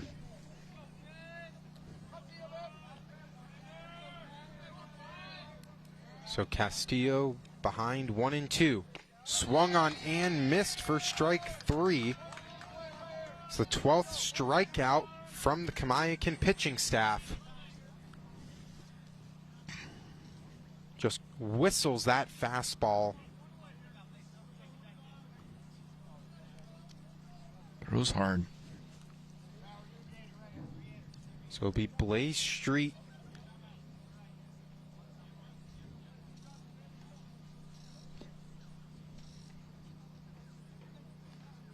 One of those super sophomores.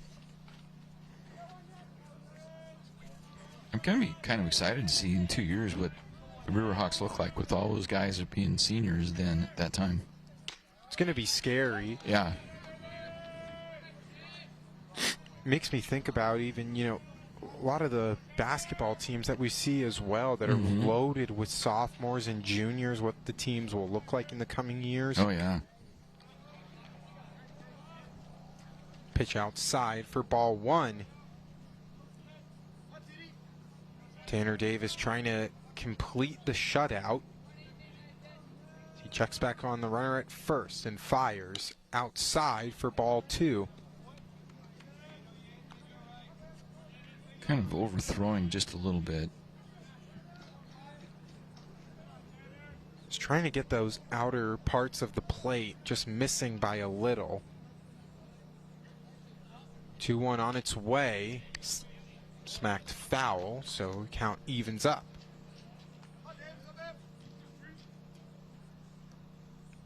Now you really do got me thinking what Chiawana could look like in 2 years, just with how polished. See how many of these guys are here in 2 years as well. I would think a number of them play summer ball too, which is where you. Here's a pitch. Woo!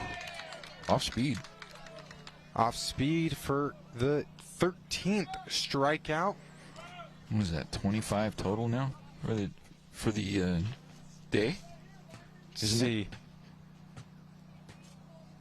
I didn't know if there was any in the 7th inning and that Kamaiakin pitchers got. Yeah, no, that's 25 for the day. 25 for the day. That's pretty impressive.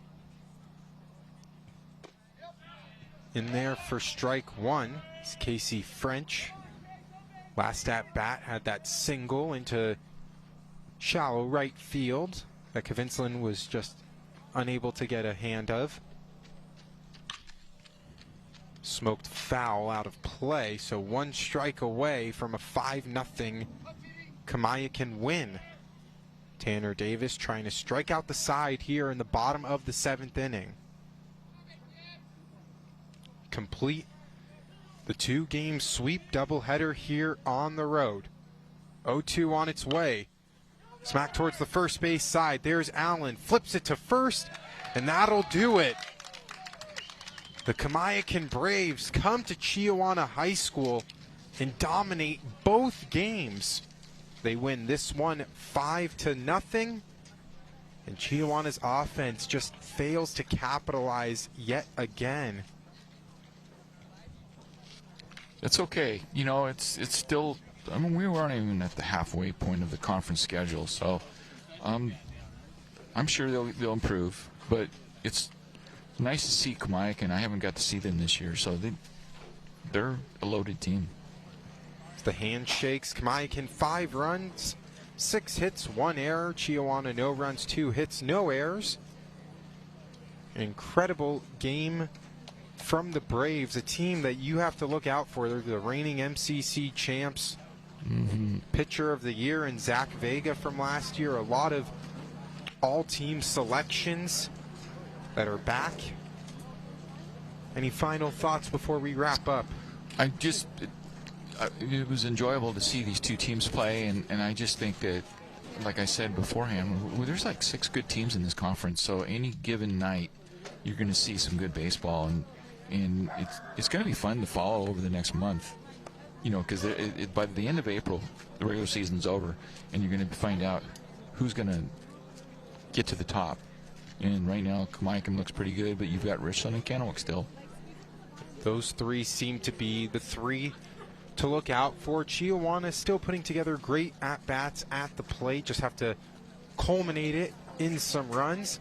But that should do it here from Chiawana High School. For our executive producer, Matt Funk, and the rest of our wonderful crew, Jeff Morrow, Evan Davis, thanking you for joining us on your Friday night. Happy weekend, everyone.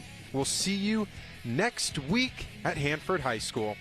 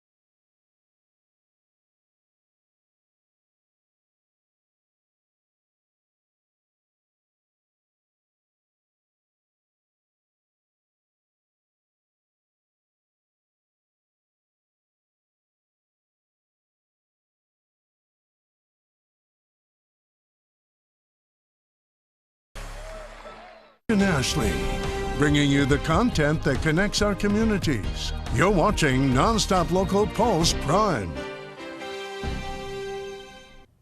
Well, tonight, the family of a 3-year-old boy in the Walla Walla community is mourning his loss following a tragic incident at Rooks Park on Thursday. I'm Morgan Ashley. Welcome to Pulse Prime. Details here are limited on what exactly happened, and that is to protect the privacy of the child's family. We do know this happened, though, just before 3 in the afternoon. First responders were called out to Rooks Park, which will remain closed through at least April 15th for this investigation. They don't believe a crime was committed, but they are calling what happened an unimaginable loss. The U.S. Army Corps of Engineers will be handling the park moving forward.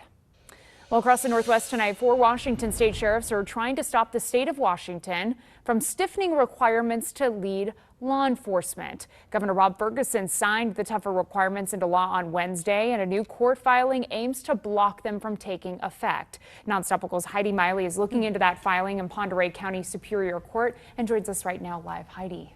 Yeah, Morgan, supporters of these requirements say that they modernize expectations, but 4 sheriffs say they're really a disguise and that the regulations take power away from local citizens.